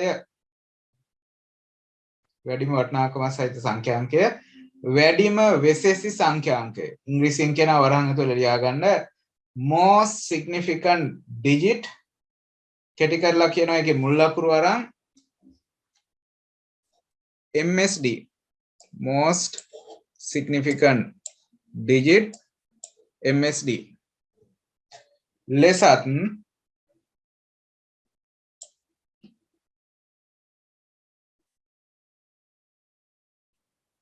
සංඛ්‍යාවක ස්ථානීය වටිනාකම අනුව වැඩිම වටිනාකම සහිත සංඛ්‍යාංකය වැඩිම විශේෂ සංඛ්‍යාංකය ලෙසත්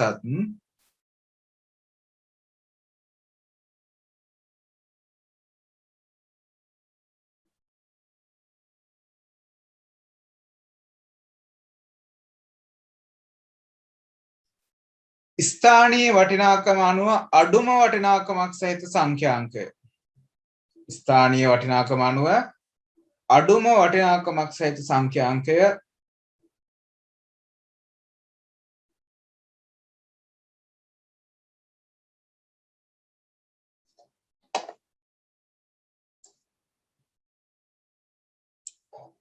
අඩුම විශේෂ සංඛ්‍යාංකය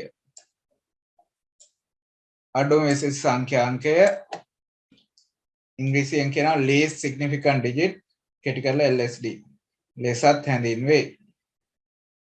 ස්ථානීය වටිනාකම අනුව අඩුම වටිනාකම සහිත සංඛ්‍යාංකය අඩුම වෙසෙසි සංඛ්‍යාංකය ලෙසත් හැඳින්වේ.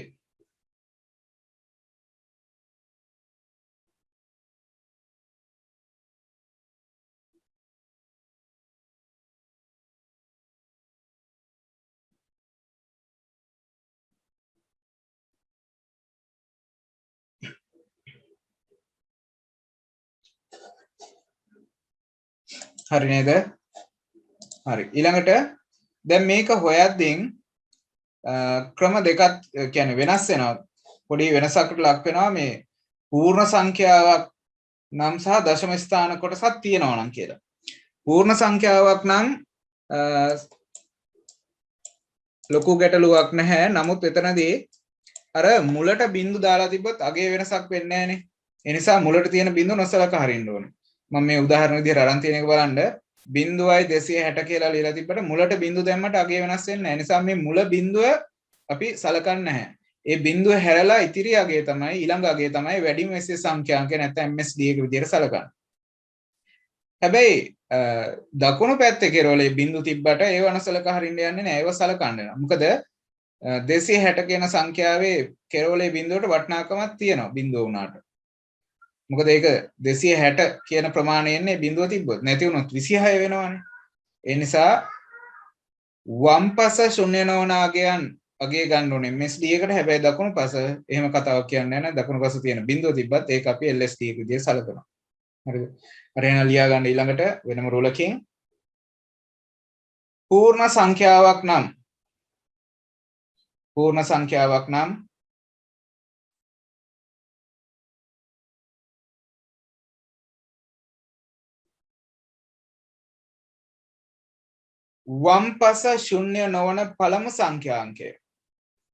වම්පස ශුන්‍ය නොවන පළමු සංඛ්‍යාංකය කෙටි කරලා දැන් කියනවා MSD ලෙසත් වැඩිම වෙස්සේ සංඛ්‍යාංකය කියන එක MSD කියන්නේ කෙටි කරලා ලියා ගන්න. උඩින් අපි අදහස ලියලා තියෙනවානේ. ශුන්‍ය නොවන පළමු සංඛ්‍යාංකය MSD ලෙසත් දකුණු පස අවසන් අගය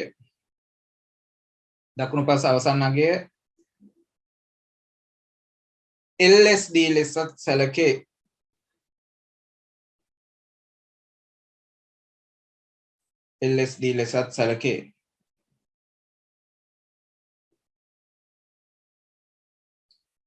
හරි උදාහරණ විදිහට මේ වගේ සංඛ්‍යාවක් ලියලා MSD එකයි LSD එකයි ලකුණු කරගන්න. අර මුල බිඳුවත් එක්ක ලියන්න ඒක නොසලකා හරින්නේ ප්‍රමාණය වෙනසක් වෙන්නේ නැහැ කියන එක අදහස තේරුම් ගන්නත් එක්ක. ඒ පූර්ණ සංඛ්‍යාවක් නම් ඊළඟට අපිට තව ලියන්න තියෙනවා දශම ස්ථාන සහිත සංඛ්‍යාවක් නම් කොහොමද කියන එක.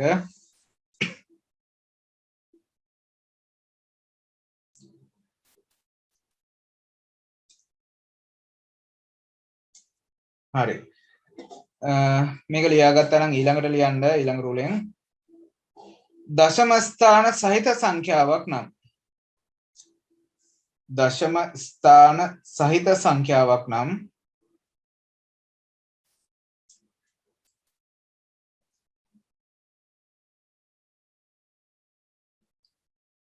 වම්පස ශුන්‍ය නොවන පළමු සංඛ්‍යාංකය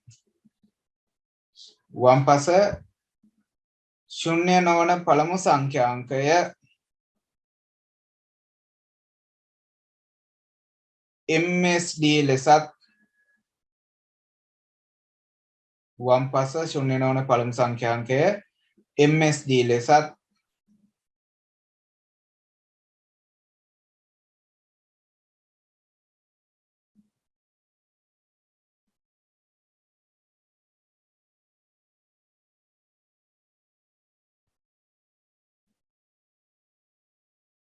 දකුණු පස ශුන්‍ය නොවන අවසන් සංඛ්‍යාංකය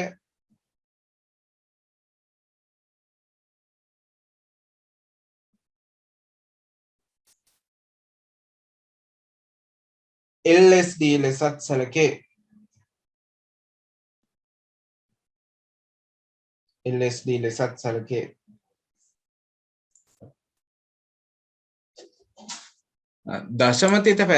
දශම තිත පැත්තේ ළමයි ඒ පැත්තට කෙරවලට මේ විදිහට බිංදු දැම්මට ඒකේ අගේ වෙනසක් වෙන්නේ නැහැ. ඕනේ තරම් බිංදු දැම්ම එකේ අගේ වෙනසක් වෙන්නේ නැහැ. ඒ නිසා LSD එක සලකද්දී මේ දශම ස්ථාන තියෙනවා නම් දශම තිත පැත්තෙන් දකුණු පස කෙළවරේ තියෙන බිංදු නොසලකා හැරලා තමයි අපි අගේ ගන්න ඕනේ. හරිද? හරි ඒ අනුව මම දශම ස්ථාන සහිත සංඛ්‍යා ක්‍රම කීපයකට ලියලා තියෙනවා.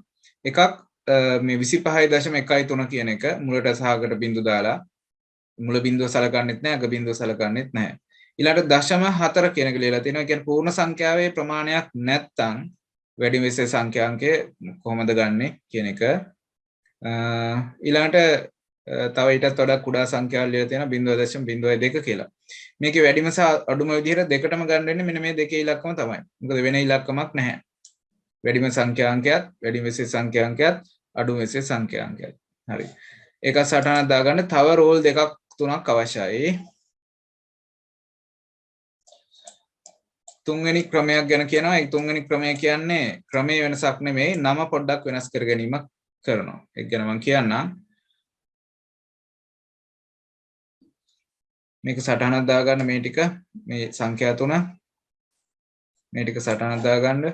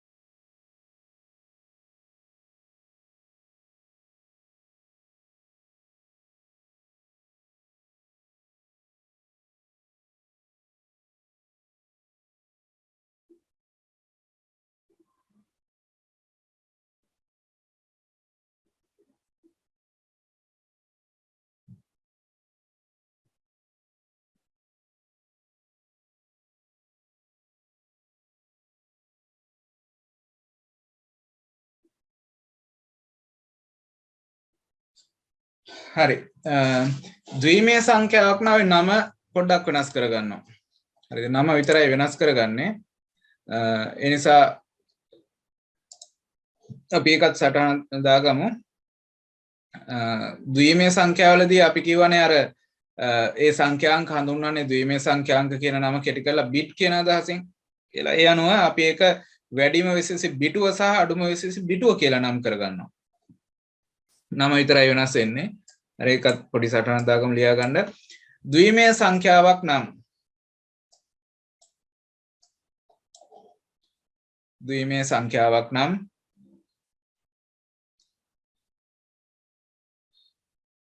ඉහත සංඛ්‍යාංක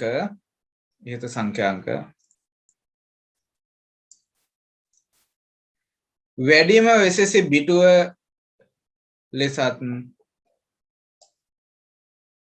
අඩුම විශේෂ බිටුව ලෙසත් හැඳින්වේ. ඒ වගේ ලියා ගන්න මේ වැඩිම විශේෂ බිටුව MSB කියලා කියන්නේ D නෙමෙයි ඩිජිට් කියන එක දැන් අර බයිනරි ඩිජිට් කියන අදහසින් B අකුර එනවා. ඒ නිසා MSB ලෙසත් අඩුම විශේෂ බිටුව LSB ලෙසත් හැඳින්වේ.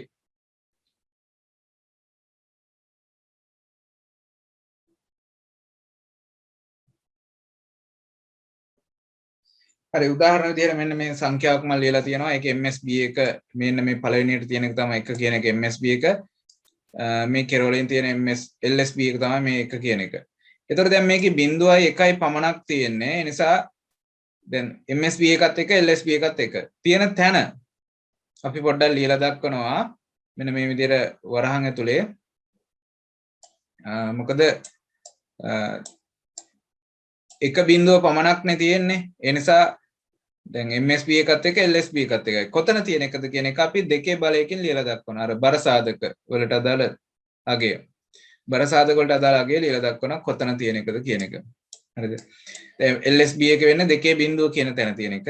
MSB එක වෙන්නේ දෙකේ 4 කියන තියෙන තැන එක. දෙකේ බිඳුව දෙකේ 1 දෙකේ 2 දෙකේ 3 දෙකේ 4 දෙකේ 4 කියලා තියෙන තැන. අන්න ඒ වගේ පොඩි වෙනසක් කියන්නේ වෙනසක් කියන්නේ ඒක ලියලා දක්වන අපි හොයාගන්න පහසුව සඳහා.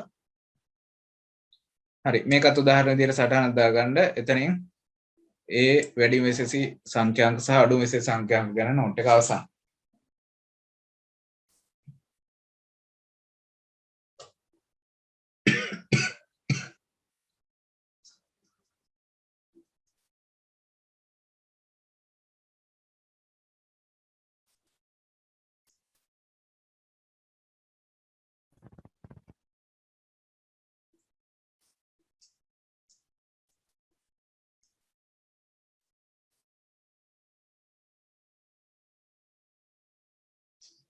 හරි දැන් අපි ලියා ගන්නවා ගණන් හදන ක්‍රම ටික ගණන් හදන්න යන්නේ මම දැන් හේතුව පාඩම කලින් කරලා තියෙන්නේ ඒවට අදාළ වුණ වීඩියෝ රෙකෝඩින් විදියට දාලා තියෙනවා නැවත බලලා ගැටලු අඩුපාඩු තියෙනවා හදාගන්න මම නෝට් එක සම්පූර්ණ කිරීම විතරයි මේ අවස්ථාවේ කරන්නේ එනිසා බලන්න ඊළඟ පිටුවට යන්න අපි ඉගෙන ගත්ත සංඛ්‍යා පද්ධති හතරක් තියෙනවා ඒ හතර අතර පරිවර්තනය කරලා බලන්න ඕනේ මුලින්ම ගන්නේ අපි එදිනෙදා පාවිච්චි කරන දශමයේ සංඛ්‍යා ඒ දශමයේ සංඛ්‍යා වෙනස් සංඛ්‍යා පද්ධතියට හරවනවා. ඒ කියන්නේ දශමයේ සංඛ්‍යා ද්විමය කරනවා, දශමයේ සංඛ්‍යා අෂ්ටමය කරනවා, දශමයේ සංඛ්‍යා ෂඩ් දශමය කරනවා. හරි. මේ විදිහට ගණන් හදමින් යන්න ඕනේ. ගණන් හදන ඒවාට මම වෙලාව ගත කරන්නේ ඒවා ඔයාලා හදාගන්න. උදාහරණ දෙකක් තුනක් දාලා තියෙනවා. මේවා මං හදාගන්න බලාගෙන හදාගන්න දෙන්නේ නැහැ. පන්ති වලත් මේවා ළමයින්ට වෙනම එකක් කියලා දීලා ඊටුව හදන්න කියලායි කිව්වේ. මේ වෙනකොට ඔයාලා ගණන් හදලා තියෙනවා ගොඩක්. පාඩම කරන අතරතුර අච්චුපතේ ක්‍රියාකාරකම් පැවරුම් මං කරන්න කියලා තියෙන්නේ. ඒ නිසා ලියන ක්‍රමය විතරක් කියාගෙන යනවා ඉක්මනට ලියා ගන්න. පළවෙනි මාතෘකාවේ තියෙන දශමයේ සංඛ්‍යා ද්විමය සංඛ්‍යා බවට හැරවීම. කොහොමද කරන්නේ? ඔය ගණන් ක්‍රම තුනට ඒ කියන්නේ දශමයේ සංඛ්‍යා ද්විමය අෂ්ටමය ෂඩ් දශමය බවට හරවනවා නම් කරන්න තියෙන්නේ බෙදාගෙන යන්න තියෙන්නේ පාදක වටිනාකම. එහෙනම් ද්විමය බවට හරවනවා නම් දෙකෙන් බෙදාගෙන යන්න ඕනේ. ඒ කියන්නේ බෙදාගෙන යනවා කියන්නේ පූර්ණ සංඛ්‍යාමය බෙදීම කරනවා පියවරෙන් පියවරට බිඳුව ලැබෙන තෙක් බෙදලා අර ශේෂයන් හැම පියවරකම ලියා ගන්න ශේෂයන් පහළ ඉඳන් ඉහළට ලියපුවාම අදාළ වටිනාකම ලැබෙනවා. හරි.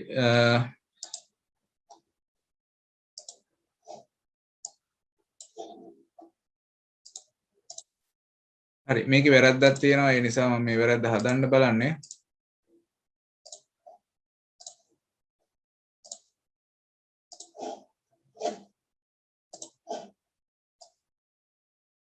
මේ මෙතන ලියලා තියෙනවා වැරදිනේ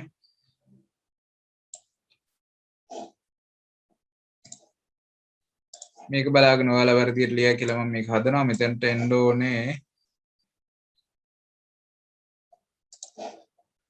දෙක එකෙන් බෙදපු එක දෙකෙන් බෙදපුවාම බිඳුවයි ඉතිරි එකයි. ඒ අනුව මෙතෙන්ට එන්න එක උත්තරේ එන්නේ 1.1.0 කියලා. දෙකේ පාදේ. මේක වැරදි. හරි. ලියා ගන්නකො. දශමයේ සංඛ්‍යාව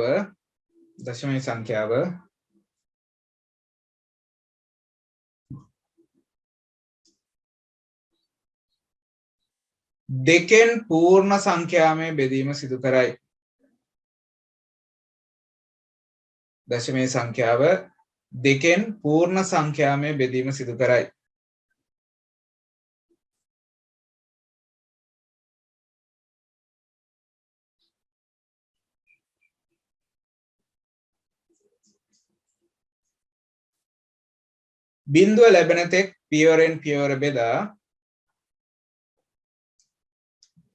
බිඳුව ලැබෙන තෙක් පියවරෙන් පියවර බෙදා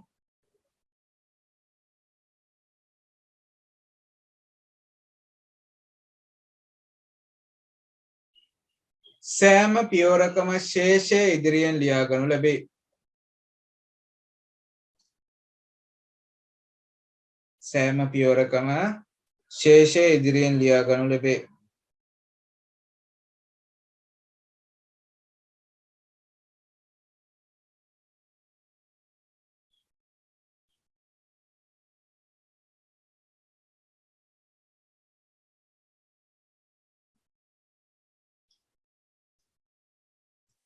එම ශේෂයන් පහළ සිට ඉහළට ලියූ විට ද්විමය සංඛ්‍යාව ලබාගත හැක. නැත්නම් ද්විමය සංඛ්‍යාව ලැබේ. එම ශේෂයන් පහළ සිට ඉහළට ලියූ විට ද්විමය සංඛ්‍යාව ලබාගත හැක.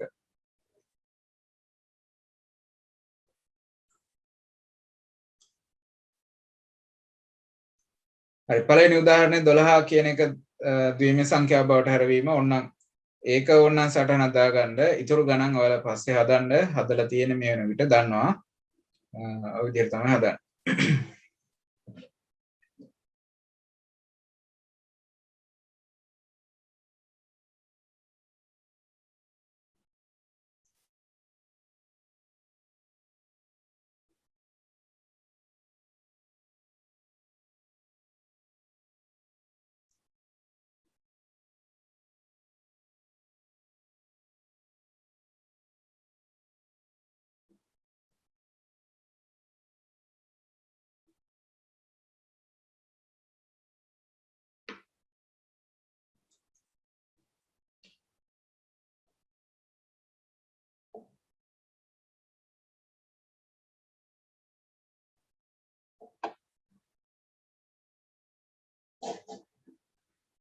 හරි. ඇති ඊළඟ ගණන් ක්‍රමයට යනවා මම. ඊතර උදාහරණ වල හදන්න. ඊළඟට ගන්නවා දශමයේ සංඛ්‍යා අෂ්ටමයේ සංඛ්‍යා බවට හැරවීම. දශමයේ සංඛ්‍යා අෂ්ටමයේ සංඛ්‍යා බවට හැරවීම. ඒත් අර කතාවමයි ලියන්න තියෙන්නේ. 2 කියන වචනේ වෙනුවට 8 කියලා දාලා අපි ඒ විදිහටම ලියන්න තියෙන්නේ. හරිද? හරි. බලන්න දශමයේ සංඛ්‍යාව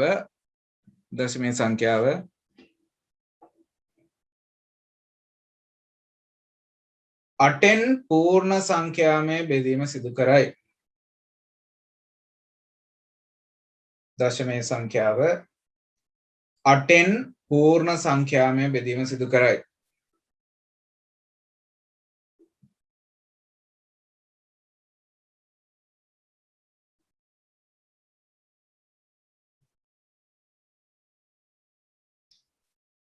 බිඳුව ලැබෙන තෙක් පියවරෙන් පියවර බෙදා බිඳුව ලැබෙන තෙක් පියවරෙන් පියවර බෙදා සෑම පියවරකම ශේෂය ඉදිරියෙන් ලියා ගනු ලැබේ. සෑම පියවරකම ශේෂය ඉදිරියෙන් ලියා ගනු ලැබේ.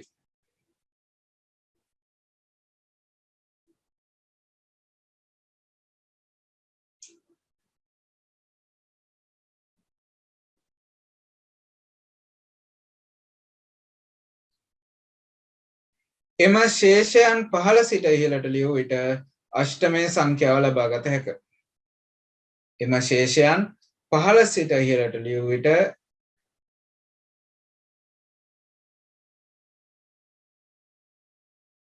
අෂ්ටමයේ සංඛ්‍යාව ලබා ගත හැක. හරි ඒකෙත් පළවෙනි උදාහරණේ තියෙන 12 කියන 10 පාදයේ සංඛ්‍යාව අෂ්ටමය කිරීම ඔන්න හදලා තියෙනවා. ඔය විදිහට තමයි අපි ඒක හදන පියවර ලියලා උත්තරේ ලකුණු කරන්න ලියන්නේ. උත්තරේ වෙනම ලියලා ඉරි දෙකක් ගහන්න ඕන ගණන් හැදීම හදන ක්‍රමයක් නිසා.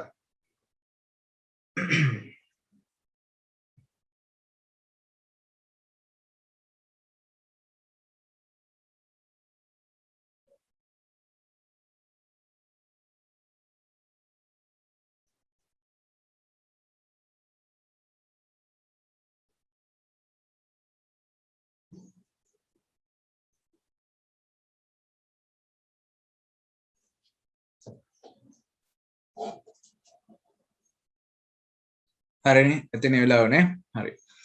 ඊතර උදාහරණ දෙකක් තියෙනවා තව ඒක ඒවා වෙලා හදන්න. ඊළඟ ගණන් ක්‍රමය දශමයේ සංඛ්‍යා ෂඩ්දශමයේ සංඛ්‍යා බවට හැරවීම. ඒකත් හදන ක්‍රමය ඒකමනේ. 10 පාදයේ සංඛ්‍යා වෙනස් සංඛ්‍යා පාද වලට හරවනවා නම් එකම ක්‍රමයයි තියෙන්නේ. ද්විමය කරනවා නම් 2කින් බෙදනවා. අෂ්ටමය කරනවා නම් 8ෙන් බෙදනවා. ෂඩ්දශමය කරනවා නම් 16ෙන් බෙදනවා. හරි ඒ අනුව මේකෙත් එහෙනම් ලියා ගන්න අර කතාවමයි කියන්න තියෙන්නේ 16ෙන් බෙදන්න කියලායි ලියන්න තියෙන්නේ. හරි ලියන්න මම කියන්නම් දශමයේ සංඛ්‍යාව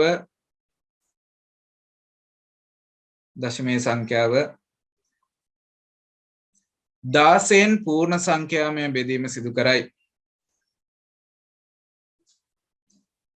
16න් පූර්ණ සංඛ්‍යාමය බෙදීම සිදු කරයි.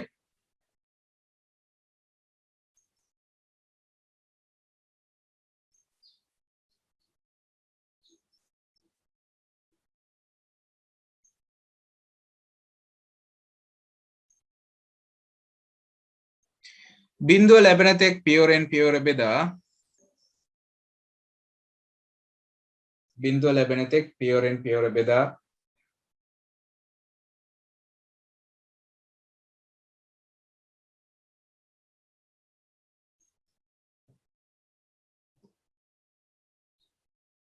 සෑම පියවරකම ශේෂය ඉදිරියෙන් ලියා ගනු ලැබේ. සෑම පියවරකම ශේෂය ඉදිරියෙන් ලියා ගනු ලැබේ.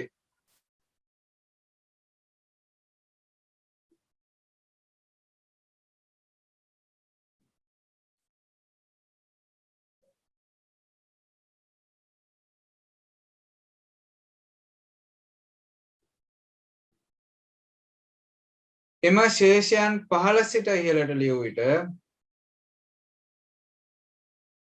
එම ශේෂයන් පහළ සිට ඉහළට ලියූ විට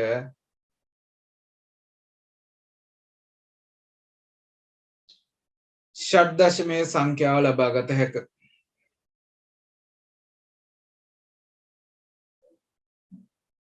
ෂඩ් දශමයේ සංඛ්‍යාව ලබා ගත හැක.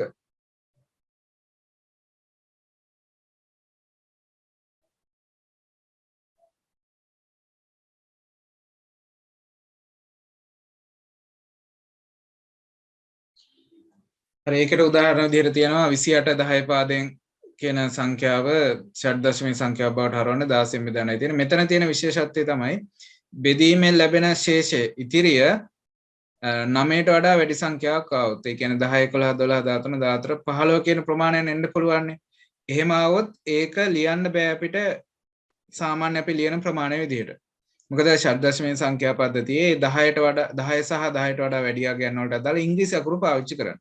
නිසා ඉංග්‍රීසි අකුර යොදා ගන්න ඕනේ. දැන් බලන්න මේ උදාහරණය හැටියට 28 16න් බෙදපුවාම 28ට 16 1යි 12ක්ම ඉතුරු වෙනවා. එතකොට 12යි කියලා 1යි 2යි කියන එක ලියන්න බෑ. 12 කියන වටිනාකමට අපි C කියන ඉංග්‍රීසි අක්ෂරයයි පාවිච්චි කරන්නේ. ඒ නිසා C කියන අකුර දාලා අවසාන උත්තර 1C 16 පාදෙන් කියලා තමයි ලියන්න ඕනේ. ඒක විශේෂයෙන් මතක තියාගන්න. C වෙනුවට 1යි 2යි කියන එක දාලා 112 කියලා ලිව්වොත් අනිවාර්යයෙන්ම වැරදි. කිසිම ලකුණක් හම්බ වෙන්නේ නැහැ පේපර් එකේ නම් ගානක් හැදුවොත්.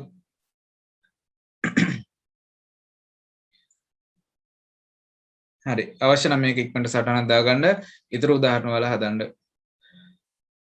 ඔන්න මූලික ගණන් ක්‍රම තුන අපි බැලුවා. ඒ කියන්නේ මූලික ගණන් ක්‍රම තුන කියන්නේ අපි එදිනෙදා පාවිච්චි කරන දශමයේ සංඛ්‍යා වෙනස් සංඛ්‍යා පද්ධති වලට හරවන විදිහට ද්විමය අෂ්ටමය දශමය කිරීම.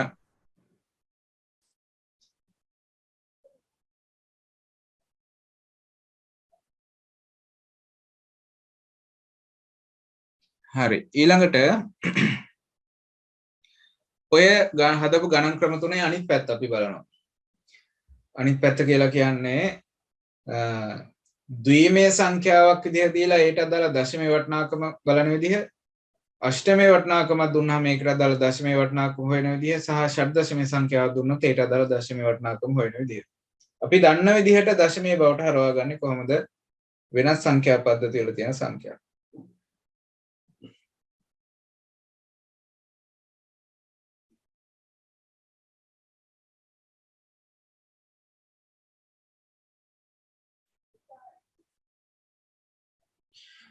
හරි මේ සඳහා අපි අනුගමනය කරන්නේ එක් එක් තැන්වල තියෙන සංඛ්‍යාංකවල හරිම වටිනාකම ස්ථානීය අගයට අනුව ගන්න ඕනේ.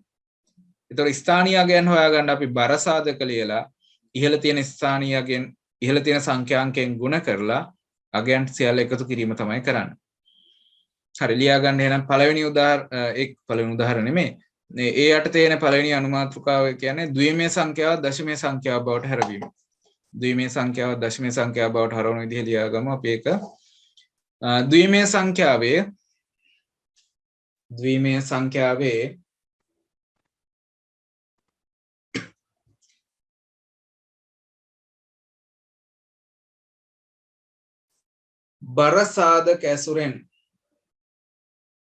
බර සාධක ඇසුරෙන්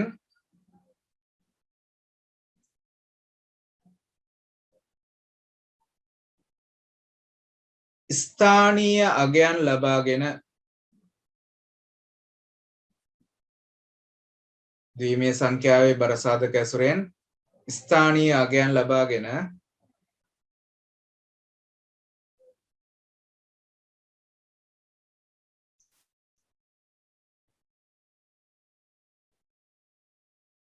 ඊට අදාළ ඉහළ ඇති සංඛ්‍යාංකයෙන් ගුණ කර ඊට අදාළ ඉහළ ඇති සංඛ්‍යාංකයෙන් ගුණ කර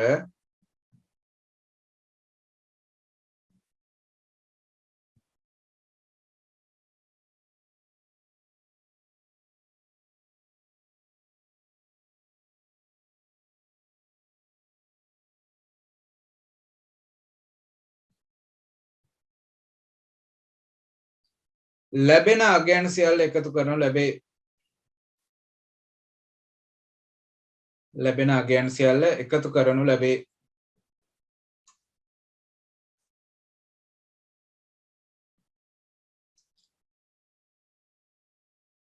හරි පළවෙනි උදාහරණය 101 කියන සංඛ්‍යාව 101 දෙකේ පාදයෙන් සංඛ්‍යාව 1.1 කියන සංඛ්‍යාව. හරි. මේක දශමයේ වටිනාකම අපි ගන්නවා නම් මේ විදිහට ලියන්න ඕන. ළමයි ඒවා ලියද්දී අර බර සාධක ස්ථානීය අගය ලියන්න එහෙම ඉඩ තියාගන්න පොඩ්ඩක් සංඛ්‍යාංක ඈඩ් කරලා ලියා ගන්න ඕනේ. හරි පළවෙනි උදාහරණ විදිහට ඕන මේක හදාගන්න. 5 කියන වටිනාකම ගන්න අපි මේ විදිහට. ඔකේ පේලි ඔක්කොම ලියන්න අවශ්‍ය නැහැ. නමුත් කීපයක් හරි ලියන්න වෙනවා.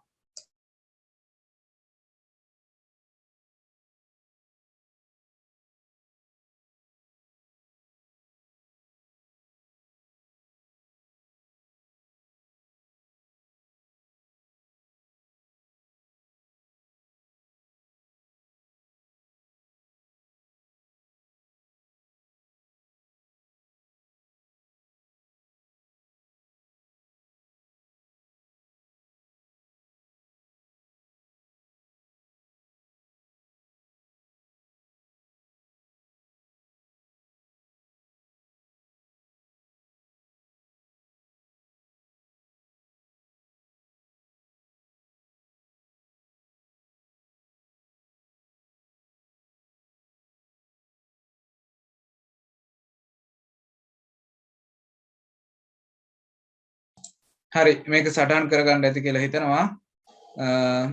දැන් මම බලන්න මෙතන ලියලා තියෙන එකේ විදිහට පේලි කීයක් තියෙනවද 1 2 3 4 5යි. පස්වෙනි පේලියේදී තමයි උත්තරය ඇවිල්ලා තියෙන්නේ. ඒ පේලි පහම ලියන්න ඕනේ නැහැ. නමුත් පේලි දෙකක්වත් ලියන්නත් ඕනේ. මොකද නැත්තම් මේ දෙකක් තුනක්වත් ලියන්න ඕනේ. තුනක් විතර ලියන්න වෙනවා අවසාන උත්තරෙත් එක්ක. නැත්නම් හදන ක්‍රමයට ලකුණු හම්බෙන්නේ නැහැ රචනා පේපර් එකේ. ඔක්කොම ලියන්න ඕනේ කියලා එකක් නැහැ. මුලදී ගණන් හදන්න පුරුදු වෙනකම් මේ ටික ලියන්න පස්සේ කෙටි කරලා ලියන්න ගැටලුවක් නැහැ. හරි ඊටරව මේ විදිහට ඔයාලා තනියෙන් හදන්න. ඊළඟ ගණන් ක්‍රමයට යනවා මම. අෂ්ටමය සංඛ්‍යාවක් දශමය කිරීම. මේකෙන් දැන් අර ගණන් පළවෙනි ගණන් ක්‍රම තුන වගේ දෙවෙනි ගණන් ක්‍රම තුන එකම විදිහට යන්නේ. බර සාධක ලියනවා ඉහළ තියෙන සංඛ්‍යාංකයෙන් ගුණ කරනවා එකතු කරනවා. හරි. එහෙමනම් ලියා ගන්න මෙතනදී අෂ්ටමය සංඛ්‍යාවේ බර සාධක ඇසුරෙන් අෂ්ටමය සංඛ්‍යාවේ බර සාධක ඇසුරෙන්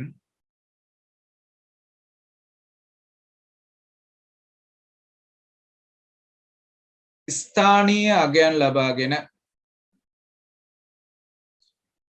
අෂ්ටමය සංඛ්‍යාවේ බර සාධක ඇසුරෙන් ස්ථානීය අගයන් ලබාගෙන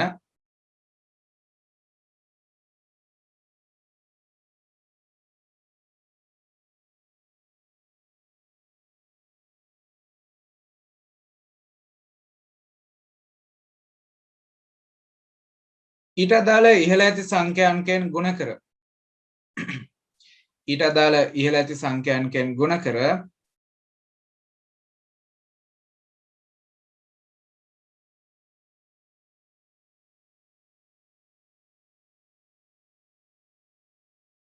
ලැබෙන අගයන් සියල්ල එකතු කරනු ලැබේ. ලැබෙන අගයන් සියල්ල එකතු කරනු ලැබේ.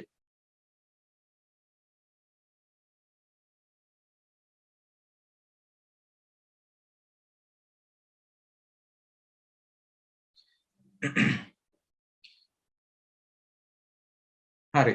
උදාහරණ විදිහට 67 අටේ පාදයෙන් කියන එක ගත්තොත් දශමයේ බවට හරවන්නේ මේ විදිහට සංඛ්‍යාංක ඈඩ් කරලා ලියාගෙන අපි බර සාධක ලියනවා. බර සාධක ලියලා ඒක ඉහළ තියෙන සංඛ්‍යාංකයෙන් ගුණ කරනවා. සුළු කරලා මේ විදිහට පහළට එකතු කිරීම කරනවා. අෂ්ටමේ සංඛ්‍යාව නිසා 8 බල ලියන්න ඕනේ. ද්විමේ සංඛ්‍යාවක් නම් ද්විමේ බල ලියන්න ඕනේ. ෂඩ් දශමේ සංඛ්‍යාවක් නම් එහෙනම් ඊළඟට මොකද කරන්නේ? ෂඩ් දශමේ සංඛ්‍යාවක් නම් ඒ 16 පාදේ බල ලියලා මේ විදිහටම ගාන හදන්නයි තියෙන්නේ. මේ ක්‍රමෙම තමයි.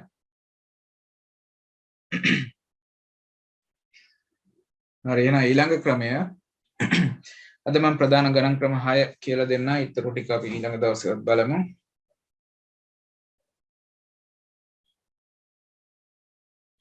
හරි මේක හදාගත්තා නම් ඊටු උදාහරණ වල හදන්න.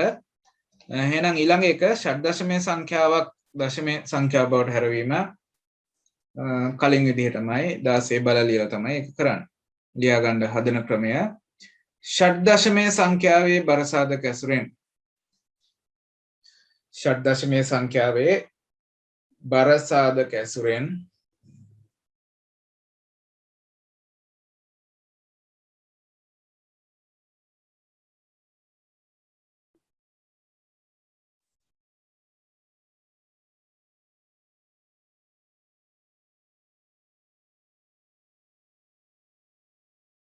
ස්ථානීය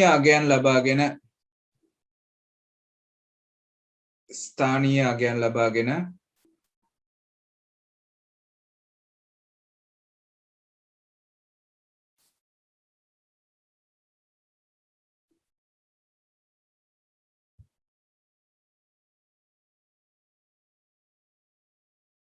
ඊට අදාළ ඉහළ ඇති සංඛ්‍යාංකයෙන් ගුණ කර ඊට අදාළ ඉහළ ඇති සංඛ්‍යාංකයෙන් ගුණ කර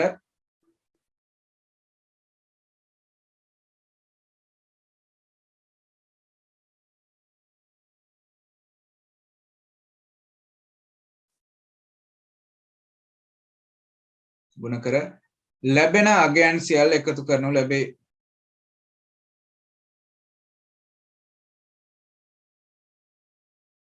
ලැබෙන අගයන් සියල්ල එකතු කරනු ලැබේ.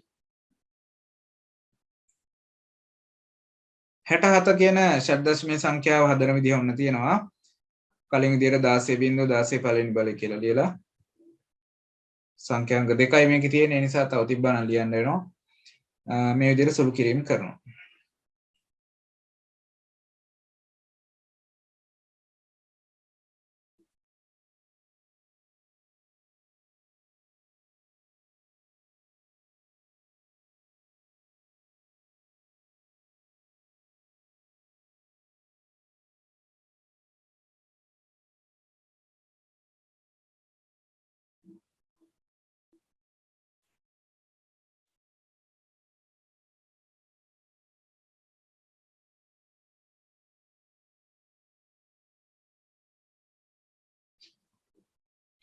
හරි ළමයි. එහෙමනම් ඉතුරු ගණන් වල හදන්න තව තියෙනවා සංඛ්‍යා ක්‍රම 6යි අපි ඉගෙන ගත්තේ සංඛ්‍යා පද්ධති පරිවර්තනයට අදාළ තව 6ක් තියෙනවා. මේවා ලබන සතියේ කියලා දෙනවා. කොහොම හරි කරලා ලබන සතියේ වෙද්දී මේක ඉවර කරන්න ඕනේ. මොකද දවස් දෙකකට වඩා වැඩියෙන් ගන්න බෑ නෝට් එක සම්පූර්ණ කරන්න. ලබන සතියේ අපි කොහොම හරි ටියුට් එක නෝට් එක ලියලා ඉවර කරනවා. මම WhatsApp එකට මේ නෝට් එක දාලා තියෙනවා. පුළුවන් අය ලියා ගන්න. හැබැයි වැරදි අඩුපාඩු එහෙම තියෙනවද දන්නේ නැහැ නිසා මම කියන ගමම ලියා ගන්න කියන්න මේ මම WhatsApp එකට දැම්මේ සමහරුන්ට ඔන්ලයින් සම්බන්ධ වුණාට කියන එක සමහර වෙලාවට ඇහෙන්නේ නැතු වෙනවා සිග්නල් ප්‍රශ්නෙන් දඩ ඒකයි බලාගෙන හරි ලියන්න දැම්මේ. හරි අපි ලබන සතියේ මේක කරලා එතකොට ඉවර කරමු. හතරවෙනි පාඩමේ ටියුට් එකක් දීලා තියෙනවා. ඒවත් ගත්තේ නැති අය ඉන්නවනම් ආයතනෙන් ගන්න. ඒකත් අපි ලබන සතියේ ඊළඟට පස්සේ ඊට පස්සේ සම්පූර්ණ කරමු. පස්වෙනි පාඩමක් තියෙනවා. හයවෙනි පාඩමෙන් නෝට් ලියන්න දෙයක් නැහැ. එතකොට ඒ ටික ඉවර කරලා තමයි මම හත්වෙනි පාඩම පටන් ගන්න. හරි. කොහොම හරි මේ මාසය ඇතුළත නෝට් ලියලා ඉවර කරගන්න බැරි වෙයි. try එකක් දෙමු. බැරි වුණොත් කොහොම හරි අතිරේක දවසක්වත් දාලා මම ඒ නෝට් සම්පූර්ණ කිරීම කරනවා.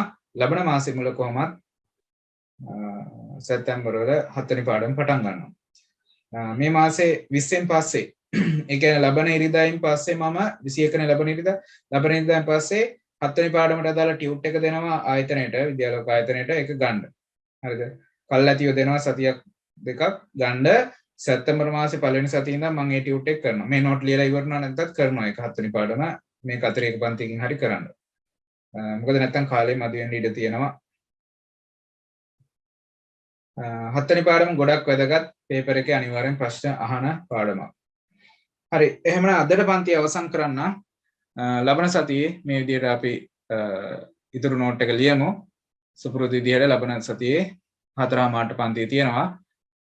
මේ අලුත් ලින්ක් එකෙන් සම්බන්ධ වෙන්න. හරි එහෙනම් සියලු දෙනාට සුබ සතියක්. ආයුබෝවන්. ආයිබෝවන් සර්.